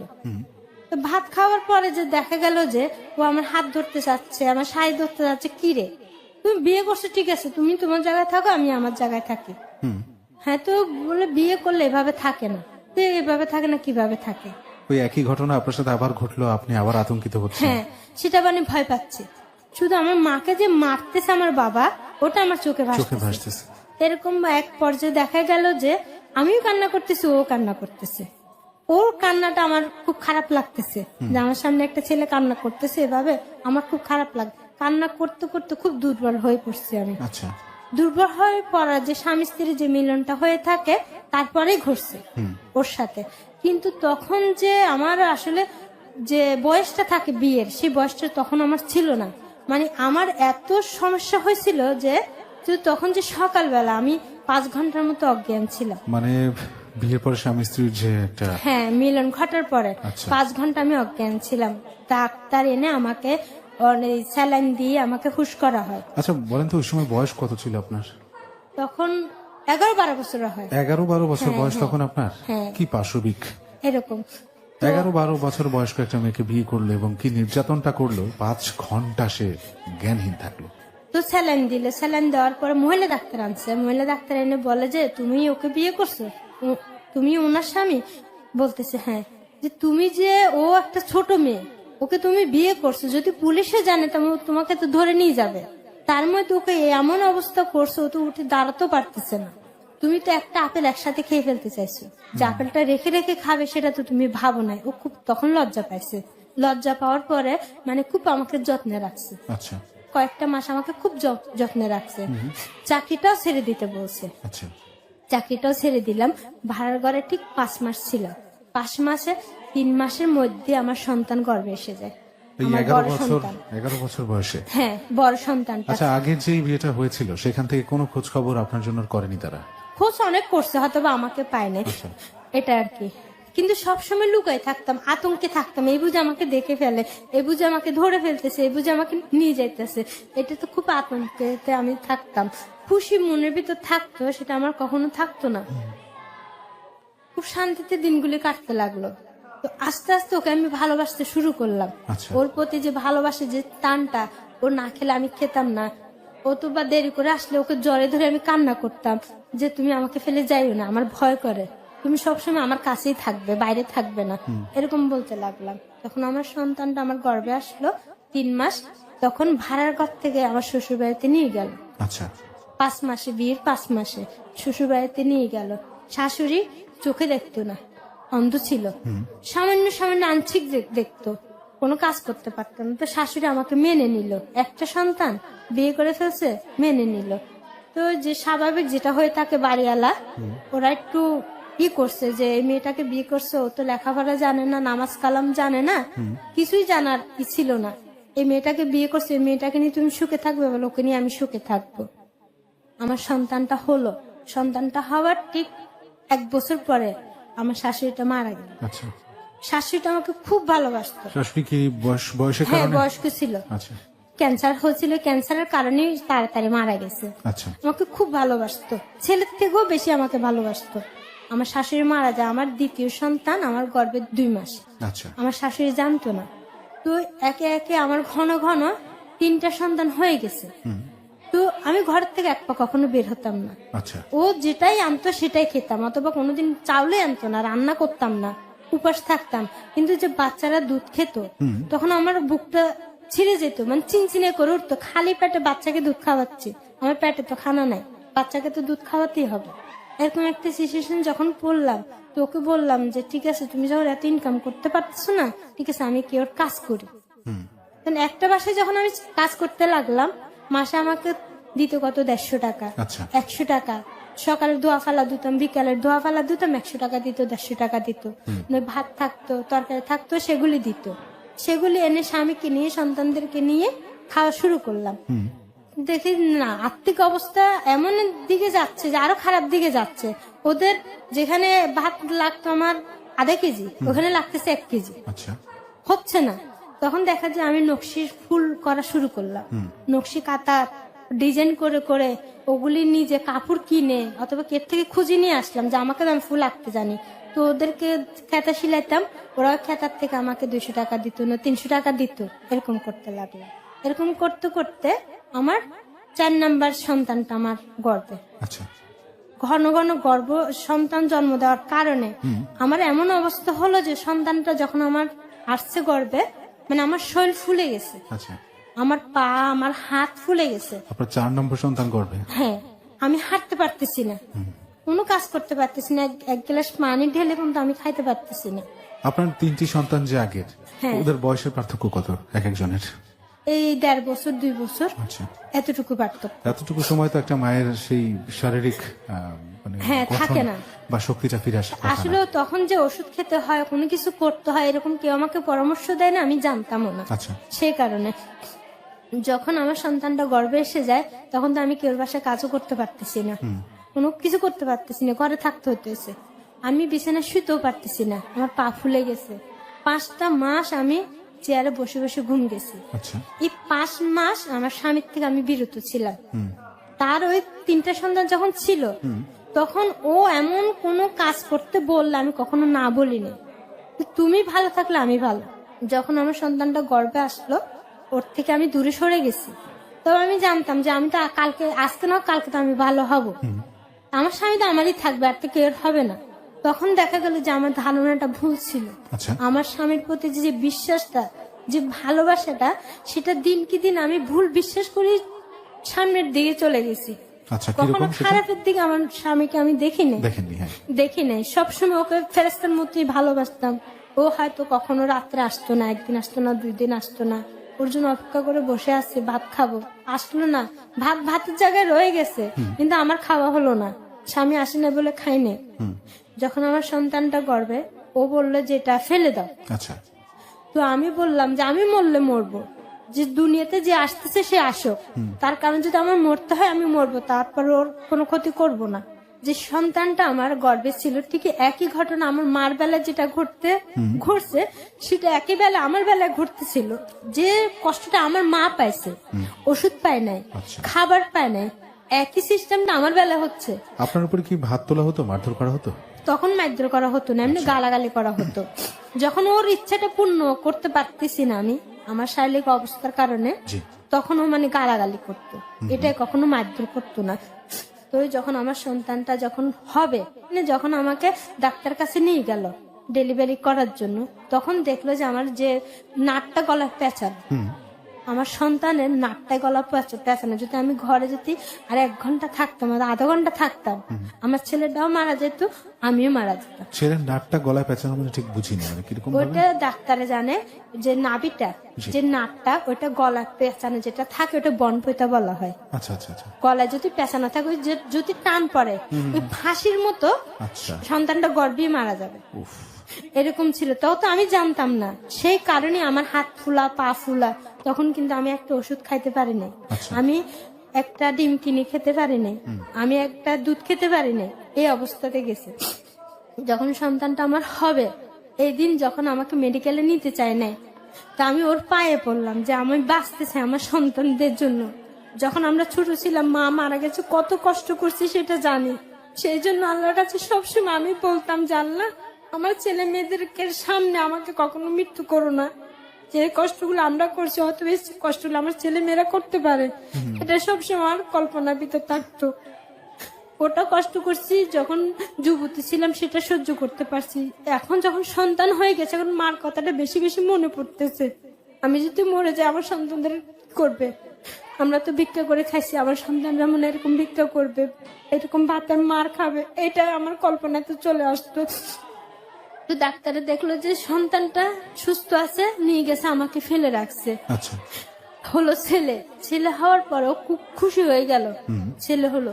কিন্তু যখন ওই ছেলে হওয়ার আগে, যখন 5 মাস আমার কাছে আসতে পারেনি, তখন অন্য একটা মেয়ের সাথে ওর সম্পর্ক হলো। আচ্ছা। তখন আমি জানতাম না ওর যে সম্পর্কটা হলো, যে আপনার সাথে শারীরিক সম্পর্ক না হওয়াতে? হ্যাঁ, এটা হলো।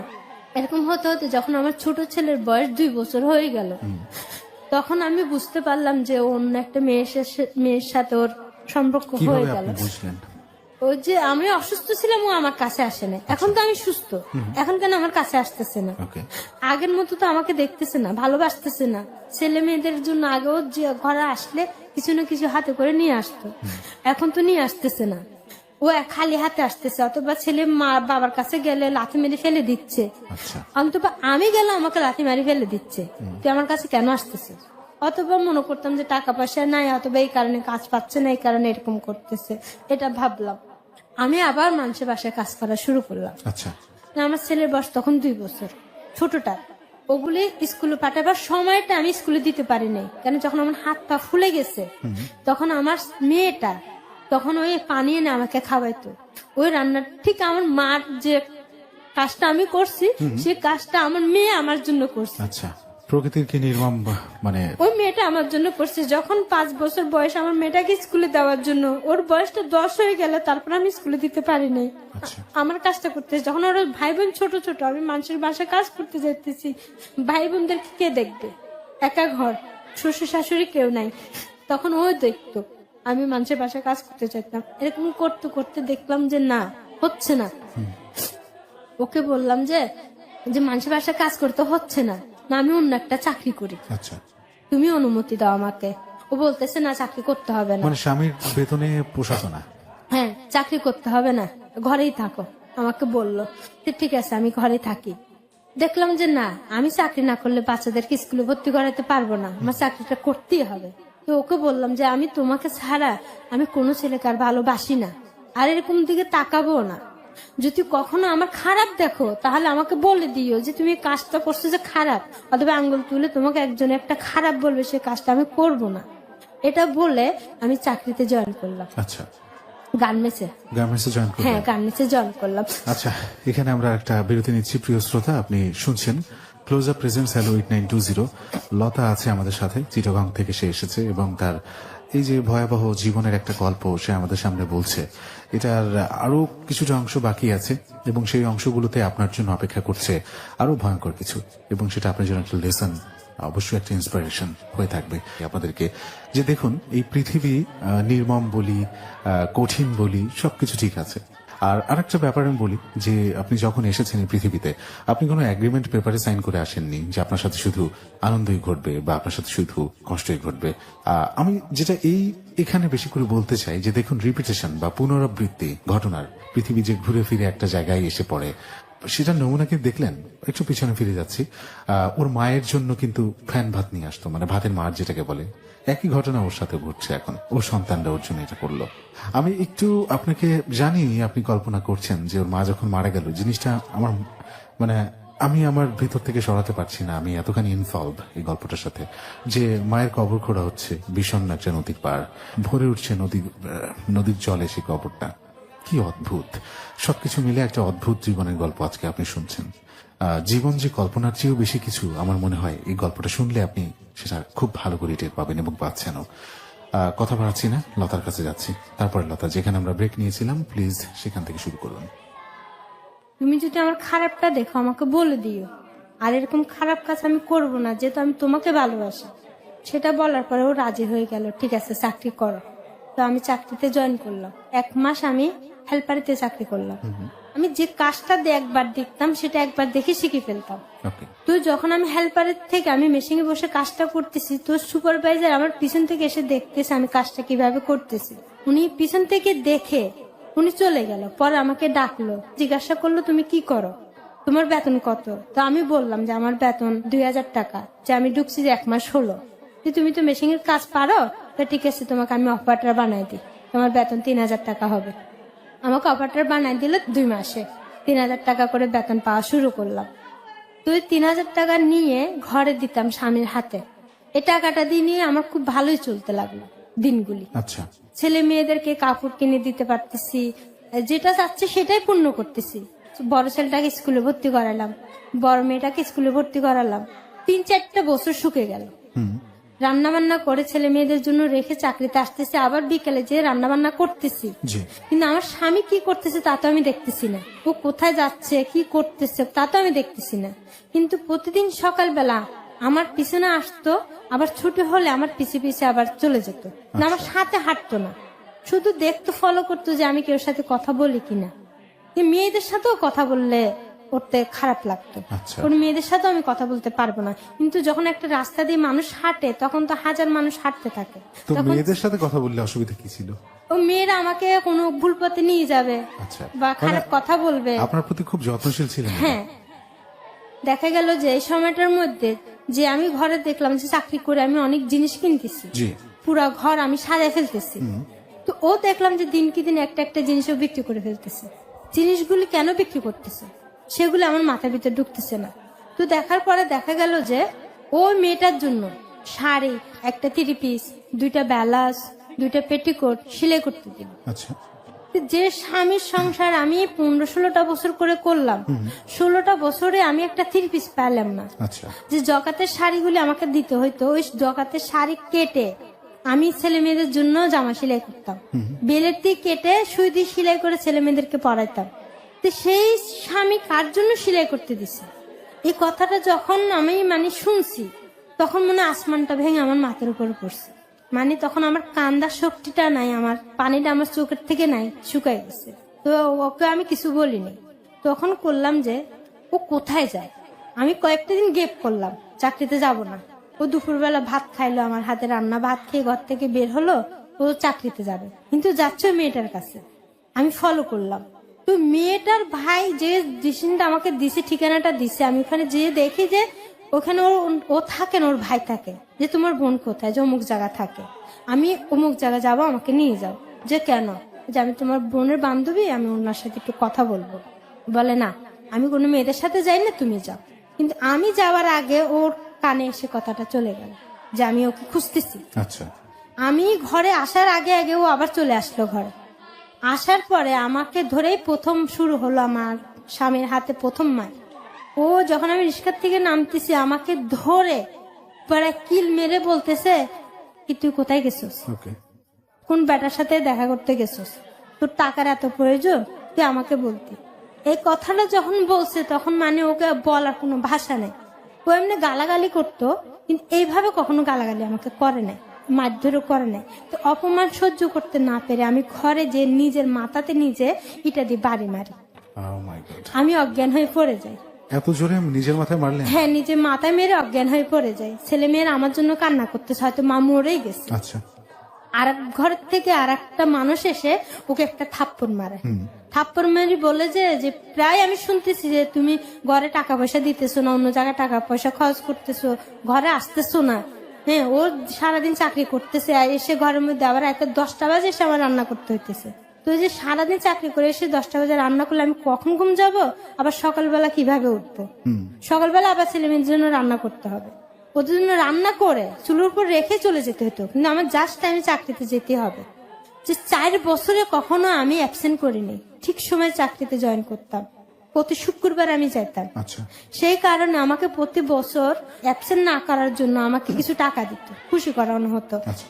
একটা উপহারের জিনিস পাওয়া তো খুব খুশির কথা, অবশ্যই। খুব খুশি হতাম আমি ওই টাকাটাতে। ওই জিনিস দিয়ে ছেলে মেয়েদের জন্য যা খেতে চাইতো, ফল ফ্রুট, এগুলো আমি কিনে নিয়ে যেতাম। কিন্তু ও মনে করতো যে এগুলো আমাকে অন্য লোকে কিনে দিচ্ছে। তো আপনি ক্লিয়ার করেননি কেন? আপনি বলতেন না কেন? সেটা বললো বিশ্বাস করতো না। কেননা আমি ওর ভুলটা ধরে ফেলছি, তো সেই কারণে। ও আচ্ছা, যেটা আপনার উপর চাপানোর একটা চেষ্টা হ্যাঁ, চলছে। তো আমি বলতেছি যে আমার কাছ থেকে তুমি কি পাও না, তোমার জন্যই তো আমি চাকরিতে করতেছি। আমার ঘরে একটা লেপটিন ছিল না, আমার ঘরে কারেন্ট ছিল না, ছেলে মেয়েরা অন্ধকারে বসে থাকতো, ছনের ঘর ছিল, কোনো টোন ছিল না। আমি চাকরি করে টয়লেট দিলাম, ঘরে কারেন্ট আনলাম, চাকরি করে চারপাশে টোন দিয়ে ঘর বানালাম। আচ্ছা। এগুলো তো আমার স্বামীর জন্য, আমার ছেলে মেয়ের জন্যই তো করলাম না। আমি সঞ্চয়টা করতে পারিনি, সব টাকা এভাবে খরচ করলাম। তারপরে ও দিনকে দিন মেয়েদের পিছনে ও থাকতেই লাগলো। আচ্ছা। যে আমার চাকরির 7 বছর বয়স হয়ে গেল, তখন ওর বোনের মেয়ের বিয়ে, ওখানে যেতেই হবে, যে বিয়েতে যেতে হবে। আমি বেতন পাইলাম ওখান থেকে 2000 টাকা বিয়ের মাইনের জন্য নিয়ে গেলাম। তো নিয়ে যাওয়ার পর ওর বোনের সাথে, যে ওর বোনের যে বন্ধুর সাথে খুব ক্লোজ ছিল, সেটা আমার বিয়ের পর থেকেই দেখে আসছি। যে মেয়েকে বিয়ে দিচ্ছে, ওনার শাশুড়ি মারা গেছে, ওরা সবাই যাবে কোথায়, ওদের বাড়িতে দাওয়াত খেতে যাবে বিয়ের পরের দিন। তো ঘর তো খালি। আমার ছোট ছেলের তখন বসন্ত, পুরো মুখে পুরো শরীরে বসন্ত, ছেলেকে ফেলে তো আমি কোথাও যেতে পারবো না। তো বোনের বাড়িতে আমি থাকলাম, যে তোমরা যাও আমি আসি। ওই যে বোনের বন্ধুটা ওদের ঘরে আসলো, ঘরে এসে যে একটা পরিচিত, আমি তো চিনি, তা আমি বসতে বলবো না যে বসো, বসতে বললাম, তো বললো আমাকে এক কাপ চা দাও, যে কি খাবেন। তো আমি 3টে চুলো ধরায়ে মানে ওইখানে যে তরকারিগুলি আছে ওগুলি গরম করতেছি, ভাত গরম করতেছি, চা রান্না করতেছি, কিন্তু আমার হাজবেন্ড উনি কিন্তু যায় নাই কোথাও, উনি বাইরে আপ ডাউন করতেছে, মানে আমাকে সন্দেহ করতেছে আচ্ছা, আমি কেউ সাথে কথা বলি কিনা। তো লোকটা আসলো, কিন্তু আসলে লোকটার মতলব খারাপ ছিল সেটা তো আমি জানতাম না। তো আমি কি করলাম, গরম চা নিয়ে ওনার কাছে গেলাম, দেখলাম যে উনি এক ঘর রেখে আরেক ঘরে চলে গেল। ওই ঘরে যাওয়ার পরে যখন আমি চাটা ওনাকে দিলাম, টেবিল উপরে রাখলাম, উনি আমার 2 হাত ধরে ফেলছে, আচ্ছা, ধরে বললো যে তোমাকে আমার খুব পছন্দ, তুমি আমার সাথে একটু সময় কাটাও, যে আমি তো এই ধরনের মেয়ে না। তো আমি যে স্বামীকে ভালোবাসি, এতটা ভালোবাসি, সেটা তো সামান্য ভুলের কারণে সেটা নষ্ট হয়ে যাবে, সেটা আমি নষ্ট করতে চাই না, আমি তোমার কাছে মাপ চাই। আচ্ছা, ওনার হাতটা কিন্তু আমার হাতের উপরে, আমার হাত ধরে রাখছে, আমি ওনার কাছে মাপ চাচ্ছি, কিন্তু এটা আমার স্বামী শুনে নেয়। আচ্ছা, কিন্তু উনি যে কথাগুলি বলছে সেগুলি শুনে ফেলছে, বলার কারণে সাথে সাথে দুজনে মারপিট শুরু করে দিল, আচ্ছা, যে তুমি আমার বউকে তুমি নষ্ট করে ফেলছো। মানে ওর কথা মানে এমন এমন খারাপ বলতেছে যে তুমি এতদিন পরে তোকে ধরলাম, আমি তো এতদিন করছো তাহলে আমি ধরতে পারিনি, আজকে হাতে নাতে ধরলাম তোকে, তুই এই কাজ করে হয়তো তুই টাকা ইনকাম করস, নতুন নতুন কাপড় কিনস, ঘরের টোন দেস, কথা বলে শুরু করলি। ওই লোকটা বললো যে ভাই আমার ভুল হয়ে গেছে। উনি আমার স্বামীর পা ধরে মাপ চাইতে লাগলো, যে ওর কোনো দোষ না, আসলে দোষটা আমার, ভুলটা আমার, তুমি ওকে মাফ করে দাও। আসলে ও সত্যি একটা ভালো মেয়ে, ও বিশ্বাস করতে লাগলো না, ও বললো যে তুই ওকে নষ্ট করছিস, ওর কারণে আমাকে 50,000 টাকা দিতেই হবে। কি অদ্ভুত পলিসি। তখন যে আমার মার কথাটা আরো বেশি বেশি আমার মনে পড়তে লাগলো, যে ভয়টা সারা জীবন তারাইছে আপনাকে। তখন মানে আমি লজ্জায় মানে কাউকে মুখ দেখাতে পারতেছি না, কি আমার মুখটা কি আমি পুড়ে ফেলবো, মানে দেখাবার কোনো ভাষা নাই আমার, ওর সামনে আমি দাঁড়াতে পারতেছি না, ওকে আমি কি জবাব দিব, কেন ও তো আমার হাত ধরতে দেখছে, কিন্তু ও যে অভিযোগটা করতেছে কিন্তু এগুলিতে কিছু আমার সাথে ঘটে নাই। ও লোকটা পায়ে পর্যন্ত পড়লো ওর, যে আমাকে মাফ করে দাও ভাই, আমার ভুল হয়ে গেছে, কিন্তু ও মাফ শুনবে না, ওকে টাকা দিতেই হবে। কিন্তু তখন আমার ওই মেয়ে 2টা ওই দাওয়াতে চলে গেছে, আমার ছেলে তো ঘরে অসুস্থ পড়ে আছে, ওর সারা গায়ে বসন্তর দাগ, ও কান্না করতেছে, মানে আমার কান্না দেখে যে আম্মু কান্না করতেছে কেন, ও তো কিছু বুঝে না, ছোট। তো আমি বলতেছি যে দেখো যখন ভুল করে ফেলছে তুমি মাফ করে দাও। ও বলতেছে তুই ওর হয়ে আবার কথা বলতেছিস, আচ্ছা, ওর সাথে রিলেশন তোর কতদিন ধরে, তুই বল আমাকে। যে ওর বোন চলে আসলো দাওয়াতের থেকে, আর থাকলো না, তো আমাকে জিজ্ঞাসা করলো যে এরকম, আমি চা দিতে গেছি, আমার হাত 2টা ধরে বললো এরকম এরকম। তো ওরা বিচারে বললো যে তুমি কি চাও, আচ্ছা, আমার হাজবেন্ডকে বললো। তো ও বলতেছে যে আমি চাই ও আমাকে 50,000 টাকা দিবে, নাইলে ওকে বিয়ে করতে হবে, আমার থেকে এখন তালাকনামা নিয়ে ওকে বিয়ে করতে হবে। তো উনি আসলে একটা বয়স্ক লোক ছিল, শর্মে পড়ে গেছে, ওনার ছেলে মেয়ে আছে, ওনার একটা সম্মান আছে ওনার আলাদা একটা। শেষ পর্যন্ত বিচারের মধ্যে মানে ঘরে যেটা বসে বলে যে 5,000 টাকা নিল। তো 5,000 টাকা নিয়ে আমার বড় ছেলে শুনে না এই কথাটা, মানে সবাইকে বলা হয়েছে যে বড় ছেলেকে, বড় মেয়েকে, ছোট মেয়েকে এটা না বলার জন্য, এটা যেন কখনো প্রকাশ করা না হয়। ঘরে গিয়ে ওকে আমি বললাম যে তুমি যে 5,000 টাকা নিছো, এই 5,000 টাকা নেওয়ার কারণে তুমি আমাকে বিক্রি করে ফেললে, বিক্রি করাই বলে। তুমি যদি টাকাটা না নিতে, তুমি যদি ওকে ক্ষমা করে দিতে, তাহলে মনে করতাম তুমি আমাকে বিশ্বাস করো, কিন্তু তুমি আমাকে বিশ্বাস করো না, তুমি ঠিক আমাকে অবিশ্বাস করো। এখানে বিশ্বাস এবং অবিশ্বাসের চেয়ে অনেক গুরুত্বপূর্ণ হয়ে দাঁড়িয়েছে অর্থ বা অভাব। আর সেই অভাবের তাড়নাতেই আপনার হাজবেন্ড এই কাজটা করলো, যেখানে আপনি নির্দোষ ছিলেন।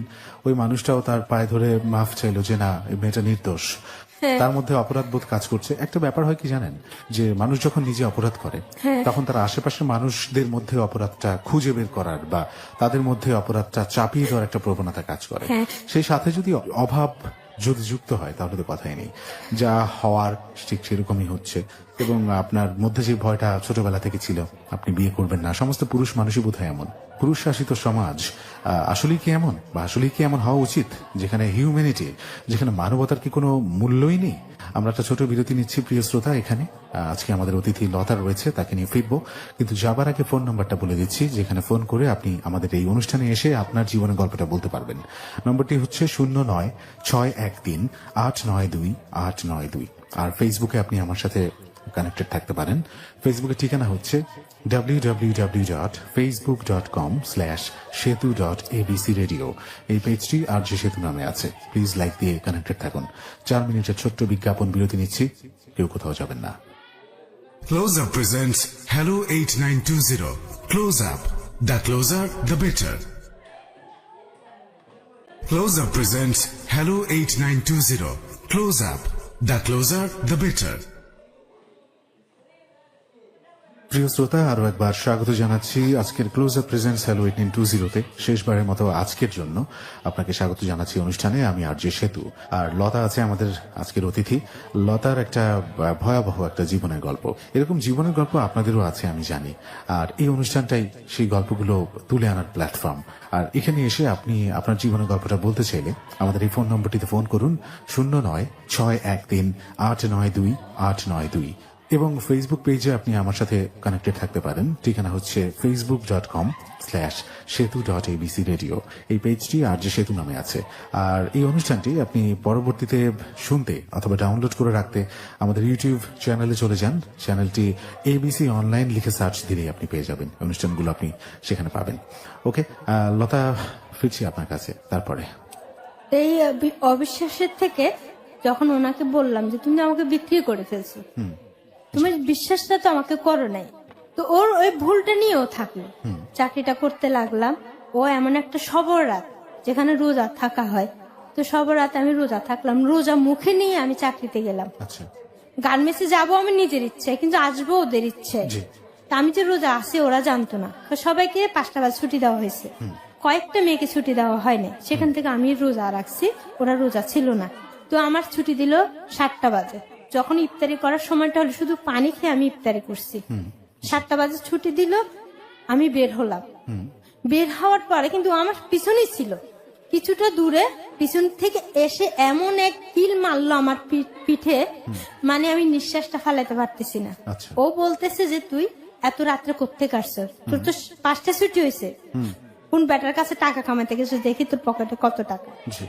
বলার পরে ওর হাতটা আমি শক্ত করে ধরলাম, ধরে ওকে আবার ফ্যাক্টরির সামনে নিয়ে আসলাম, যে আমার সাথে যেখানে আমি চাকরি করি এখানে আসো। যে বললাম যে আপু আমার ছুটি কয়টা হয়েছে, তো বলতেছে ছুটি তো তোমার 7টা হয়েছে। এরকম যদি একটা মেয়েকে সন্দেহ করো তাহলে আর চাকরিতে দিও না, ওকে ঘরে বসে সাজায় রাখো। যদি এতই সন্দেহ থাকে তাহলে বউয়ের ইনকাম কেন খাচ্ছ, দারোয়ানটা বললো। বলার পরে নিয়ে গেল, তখন খুব বৃষ্টি আসি গেল। আচ্ছা, এইটা আপনি সংসার করার 15-16 বছর পরের ঘটনা না? হ্যাঁ। এটা কবে, মানে এখন থেকে কতদিন আগের ঘটনা এটা? এই 4 বছর হলো। 4 বছর আগে। হ্যাঁ, 4 বছর। ওকে।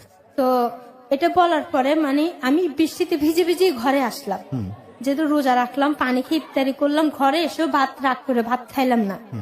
চাকরিতে তারপরের দিন আবার চলে গেলাম। ঈদের পরে শুক্রবার ছিল, মেয়েকে নিয়ে আমি সমুদ্র পাড়ে গেলাম। আমার হাতে একটা কোকের বোতল ছিল। সন্ধ্যা হয়ে গেছে, 5টার দিকে আসতেছি, আসার পথে একটা লোক আমি চিনি না আমাকে বললো আমাকে একটু পানি দাও, কিন্তু এটা ছিল ছোট একটা কোকের বোতল। আচ্ছা। তো আমিও পানি খুঁজতেছি, আমি কোকের বোতল মনে করে কি দিব না, আমি ওনার হাতে দিয়ে দিলাম। আমার ছোট মেয়েটা আমার সাথে ছিল, উনি মনে করলো আমি চাকরি করে, হয়তো আমার পরিচিত লোক। মেয়েটা সালাম করলো, যখন সালাম করলো, কিন্তু আমার হাজবেন্ড আমার পিছনে আছে, আমি জানতাম ও আমাকে ফলো করতেছে। ও দেখে যখন সালাম করছে, এসে আমাকে আবার ওই এতগুলি মানুষের সামনে মারধর করতে লাগলো। একটা বেটা ছাড়ি, আর একটা বেটার কাছে যাস, আর একটা ছাড়ি, আর একটা, কয়টা ব্যবসা তুই করস, কয়টা ছেলের সাথে তুই ইলেকশন করে তুই টাকা রোজগার করস। আমার কথা হলো যে আমি রক্ত পানি করে যে চাকরিটা করতেছি, বেতনটা আনতেছি, আমি একটা তো হারামের টাকা আমার ছেলে মেয়েদেরকে আমি খাওয়াই নাই, সব তো আমার কষ্টের টাকা। বলতে কি তোমরা নিয়ে যাও, আমি রাখবো না। এই ব্যাটার সাথে অনেকদিন ধরে ইলেকশন আছে, কিন্তু ওই ভাইটাকে বাঁচানোর জন্য আমি ওখানে বসে কান্না করতেছি। চারিপাশে সবাই আমাকে গোলায় ধরছে, ধরে ওদের কাছে হাত জোর করে বলতেছি যে ভাই, ওনার সাথে আমার কোনো যোগাযোগ নাই, উনি শুধু পানি খুঁজছে, পানিটা দিস। আমার অপরাধ যে আমি ওকে পানি দিচ্ছি, আমার মেয়েটা সালাম করছে, এটাই আমার দোষ। আহাদে ভাই আহাদে, ওর কোনো দোষ নাই। ওরা বললে চলে যাও। এই পুরা রাস্তাটা তবে 1 মাইল হবে, রাস্তাটা আমার মেয়ের সামনে সবাইকে বলতে, মানে কি যেরকম মাইকে অ্যালোস করে করে বলা হয়, যেরকম তো মুখে বলতেছে মাইরেও করতেছে, একটা থাপ্পড় মারতেছে যে আমার কানে শুনতেছি না, আমার কান বড় হয়ে যাচ্ছে। ঘরে আনার পরে তখন তো আমার ছেলের বয়স 19 চলতেছে, বড়টার। মেয়ে বড় ছেলেও বড়, জি। ওদের সামনে আমাকে বলতেছে যে মানে ওকে দিয়ে আমার হবে না, আমার 4-5টা বেটা লাগবে। এইভাবে কথা যদি এত বড় বড় ছেলেদের সামনে শোনা যায় তাহলে একটা মা বেঁচে থাকতে পারে? মায়ের মর্যাদা বলে কিছু থাকে না আর। তখন আমি ছেলের সামনে আমি চোখ তুলে তাকাইতে পারতেছি না, আমি কম্বল মুড়া দিয়ে শুয়ে আছি। আমি ওর অভিমানে আমি কি করলাম, 10টা ঘুমের ওষুধ খেয়ে ফেললাম। আচ্ছা, মারধর করে ওখান থেকে চলে গেল, ও বাসায় নেই। আপনি 10টা ঘুমের ওষুধ খেয়ে ফেললেন? খেয়ে ফেললাম। আচ্ছা, খাওয়ার পরে কিন্তু আমার ছেলেও জানতো না, মেয়েও জানতো না। ঘুমের ওষুধ কি আপনার সাথে ছিল? আমার সাথে ছিল, মানে আমি তখন অসুস্থ, খুব অসুস্থ, ডাক্তার কাছে যখন যেতাম তখন আমাকে ওষুধ, দিত। ঘুমের ওষুধ দেওয়া হতো? হ্যাঁ দিত, তো আমি না খেয়ে জমা করে রাখতাম। ওটা ঘুম গেলে না সকালে উঠতে আমার দেরি হয়ে যেত, চাকরিতে যেতে আমার সমস্যা হতো, সেই জন্য তো ঘুমের ওষুধগুলি খেয়ে ফেললাম। মশার কয়েল খেয়ে আমি, মশার কয়েলও খেলেন? হ্যাঁ 2টা মশার কয়েল খেয়ে ফেললাম। 4 দিন অজ্ঞান ছিলাম, ওকে। যে আমি টয়লেটে যাচ্ছি, আমি ভাত খাচ্ছি, ঘুম যাচ্ছি, কোনো হুঁশই ছিল না। পরিবারের অন্যরা, ছেলেমেয়েরা বুঝতে পারতো না? না, কেউ বুঝতে পারে নাই। 4 দিন পরে যখন আমার জ্ঞান ফিরলো তখন বললাম তোর বাবা কোথায়? বলতেছে বাবা তো 4 দিন ধরে ঘরে নাই। কি 4 দিন ধরে ঘরে নাই? আমি আমার স্বামীর জন্য কান্নাকাটি করতে লাগলাম। দেখলাম যে না, ও আসতেছে না, ও চলে গেছে, তো আসবে না। আমার মানকে, আমার অন্য ছেলেদের সাথে আমার সম্পর্ক আছে, সেই জন্য ও আসবে না, ওকে আমি ডিফিউজ করতাম। আচ্ছা, যার জন্য আমি এত কষ্ট করলাম, মানুষের বাসায় কাজ করলাম, খেতা সিলাইলাম, গার্মেন্টসে 10 বছর চাকরি করলাম, তাকে আমি ডিফিউজ দিব না? ডিফিউজ আমি দিব না, আমি এভাবেই থাকবো। যত মারে, যত কিছু করে, আমি এভাবেই থাকবো, আমি কোথাও যাব না। কেন আমি যদি চলে যাই, যে জীবনটা আমাকে নিয়ে টানাটানি হয়েছে, তার থেকে বড় টানাটানি হবে আমার 2টা মেয়ে নিয়ে। জি। ওদের জন্য একটা ভালো প্রস্তাব আসবে না, ভালো একটা বিয়ে হবে না। কথাটা সবসময় আমার মাথার ভিতর থাকতো যে মাকে নিয়ে যে কষ্ট করছি, সন্তানদেরকে নিয়ে সে কষ্টটা আমি করতেছি। এখন বর্তমানে আমার হাজবেন্ড ঘরে নাই, যে 1 বছর 2 মাস। এই 1 বছরের মধ্যে ও আমাকে না মারলে 100 বার এসে মারছে। আচ্ছা, মাঝে মাঝে আসে? হ্যাঁ, মাসে 2 বার আসে, 3 বার আসে, এসে কি মারধর করে চলে যায়। আপনার সংসারের খরচ দেয়? না, একটা টাকাও দেয় না। সংসার কি আপনার চাকরিতেই চলছে? আমার বড় ছেলে চাকরি করতেছে, আচ্ছা, ও 5,000 টাকা পাইতেছে। বড় মেয়েটাও চাকরিতে ঢুকাই দিছি, ও 6,000 টাকা পাইতেছে। এই টাকাটা দিয়ে আমার সংসারটা চলতেছে। যখন ঘর থেকে বের হয় 60-70 হাজার টাকা আমার দেনা থাকে। আচ্ছা। কি আমি দেনা দিব নাকি আমি ঘরে খাবো? ইলেকট্রিক বিলও বাজায় ফেলায় 30,000 টাকা, নাকি এগুলি দিব? আমি কোনটা করব? কিন্তু ও কিন্তু আমাকে সন্দেহ করতেই লাগলো, আমি ঘর থেকে কোথায় যাই কোথায় না যাই এটা ফলো করতে লাগলো। এই 5 মাস আগে এসে আমাকে এমন মারধর করে, এমন এমন খারাপ কথা বলে যে তোর মাকে বিয়ে করছি, তোকে তালাক দিয়ে ফেলছি, তুই ঘরে কেন আসছিস, তুই চলে যা। তুই যেখানে আমার মার জন্য আমি এত কষ্ট করছি, সেই মাকে যদি ও বলে বিয়ে করছো, মা আমার মার সাথে ও থাকে, এই কথাটা আসলে শুনলে আমি সহ্য করতে নোংরা, পারি না। মানে নোংরা মানসিকতার কত মানে রূপ হচ্ছে। এই 5 মাস হলো আমার হাতে কাটা দাগও আছে। আচ্ছা, ছুরি দিয়ে আমার হাত আমি নিজে কাটি ফেলি মরা যাওয়ার জন্য, কিন্তু আমার মৃত্যুটা হয় না। 2 ঘন্টা 3 ঘন্টা অজ্ঞান থাকি। আমার ছেলেরা ডাক্তার এনে আমার হাত ব্যান্ডেজ করে আমাকে হুশ করে। ছেলে মেয়েরা কান্না করতেছে, তুমি যে হাত কাটি ফেলছো, তার আগে মশার কল খাইছো, ঘুমের ওষুধ খাইছো, তুমি মরে গেলে আমাদেরকে কে দেখবে? কে থাকবে আমাদের পাশে? তুই আমার মার কথাটা আমি ভাবলাম যে হয়তো ওরা বড় হয়েছে, ওদের তো পায়ে দাঁড়ানোর সময়টা আসে না এখনো। আমার মায়ের সেটা যে কর্তব্যটা করার, সেটা আমি করতে পারতেছি না। একবার করে 5 বার বিচার বসছে, পুরো বাড়ির মানুষ নিয়ে, অথবা মহিলা কমিশনকে নিয়েও বিচার বসছে। ও কোনো বিচার মানবে না। ও দিন কি দিন এসে আমাকে মারধর করতেই আছে। এখানে আসার ঠিক 2 দিন আগে এসে ঘরে আমাকে মারধর করে গেছে। আচ্ছা। তা মারধর করে কেন আপনাকে? অকারণে এসেই মারধর না, করে? আমি ডিভোর্স দেওয়ার জন্য। আচ্ছা, ডিভোর্স দিতে হবে? হ্যাঁ, আমাকে ডিভোর্স ও দিবে না, আপনি দিবেন? আমি দিব। আচ্ছা। ওর কথা হলো যে এটা কোন ধরনের কথা, এটা একটা যে অশিক্ষিত মানুষ সেও কখনো বলবে না। মানে আমি ডিভোর্স দিলে ওর ঘরে থাকতে পারবো, আর ও দিলে থাকতে পারবো না। তার মানে যদি আমি ডিভোর্স দিই, যে আমার যেটা ফরমান নাই কিন্তু পুড়ে ফেলছে, যে ডকুমেন্টটা করা হয় বিয়ের সময়, কাবিন নামাটা, আমার 50,000 টাকা কাবিন নামা থাকে, সেই কাবিন নামাটা তো দিতে পারবে না। সেই জন্য ও বলতেছে মানে আমি তালাক দেওয়ার জন্য। আচ্ছা, আমি তালাক দিলে তো আমি আর ওর ঘরে থাকতে পারবো না, আমার মেয়েদেরকে তো আমি দেখতে পারবো না। মা ছাড়া বাপ ছাড়া মেয়েরা থাকতে পারে, কিন্তু মা ছাড়া মেয়েরা থাকতে পারে না। যদি ছোট হতো এর কাছে রেখে আমি থাকতাম। এখন এত সাবাল্যক হয়ে গেছে মেয়েরা যে 1 ঘন্টার জন্য কাউকে বিশ্বাস করে মেয়েকে রাখা সম্ভব না। রাইট। তো এই পরিস্থিতি আমি কোথায় গিয়ে দাঁড়াবো? দুইজনে চাকরি করতেছে, সেটা আমি ওদেরকে প্রতিদিন আমি আলু ভর্তা দিয়ে ভাত খাওয়াইতেছি। এখন মাছ পড়ানো খুঁজতেছে, মুরগি পড়ানো খুঁজতেছে, খাওয়াইতে পারতেছি না। ওইখান থেকে কিছু টাকা যেখানে ঋণ পাইতো ওখানে দিতেছি আমি। একটু কষ্ট হইতেছে, ওদের কাছে হাত পা ধরে যে ভাই আমি এই মাসে দিতে পারতেছি না, সামনের মাসে দিব। ছেলে মেয়ের 2টাকে পড়াশোনা করাতে পারতেছি না। ছোট মেয়েটাকে পড়ার থেকে নামাই ফেলাইছি। ছোট ছেলেটা এখন 6 ক্লাসে পড়তেছে, ওর এখনো গাইড কিনা হয় না। তো এই যে চাহিদা, ওর বাবা যদি সেই বিশ্বাসটা নিয়ে থাকতো, ওর বাবা ইনকাম করতো, আমি ইনকাম করতাম, তাহলে তো আমার ছেলে মেয়েগুলো এত আতঙ্ক তো থাকতো না, সেটাই। এত ভয়ে থাকতো না। আমি যেটা বলতে চাই, ওর যেই জীবনের গল্পটা, সেটা ছোটবেলা থেকে যেটা দেখেছে ঠিক সেটার রিপিটেশন ওর লাইফে হয়েছে। ওর মার সাথে যেই ব্যাপারগুলো ঘটেছে, ওর সাথে সেই ব্যাপারগুলোই ঘটছে। এবং এখানে একটা ব্যাপার একটু নোট করবেন প্রিয় শ্রোতা, যে অভাব তো অনেক গুরুত্বপূর্ণ ভূমিকা পালন করেই। আর তারপরে এই যে নারী আসক্তি, যেটা লতার স্বামী ফাইনালি যে কারণেই আজকে এই ব্যবহারগুলো করছে, যে ও হয়তো ডিভোর্স দিলে ও যে মেয়েটার সাথে ইনভলভ তাকে হয়তো বিয়ে করবে, হয়তো এই সংসারেই এনে তুলবে। এটা কিন্তু আসলে খুব সিভিয়ার একটা ডিজিজ আমাদের সোসাইটিতে, যেটা হচ্ছে প্রতিনিয়ত। আর আমি একটু আগে বলেছিলাম যে পুরুষ শাসিত এই সমাজ, পুরুষ যেভাবে শাসন করছে এই সমাজকে, নারীকে, তার অর্ধাঙ্গিনীকে, সেটা কি আসলেই নিদারুণ নয়? এটা থেকে কি বের হয়ে আসার কোনো উপায় নেই? আবার ওই প্রশ্নটা রাখছি আমি যারা শুনছেন আপনাদের উপর। আর এখানে এসে, এত দূর থেকে এসে আমাদের কাছে আজকের গল্পটা বলেছে, ওর মনে হয়তো কিছুটা শান্তিও পেয়েছে। কিন্তু ওর জন্য আমি আপনাদের কাছে দোয়া চাইবো, যে অন্তত ওর যেই অশান্তি, যেই ছোটবেলা থেকে নিদারুণ কষ্টে 35টা বছর পর্যন্ত সে টেনে এনেছে, তা থেকে যেন সে মুক্তি পায়, তা থেকে যেন সে উদ্ধার পায়, সে মানসিক শান্তি যেন সে পায়।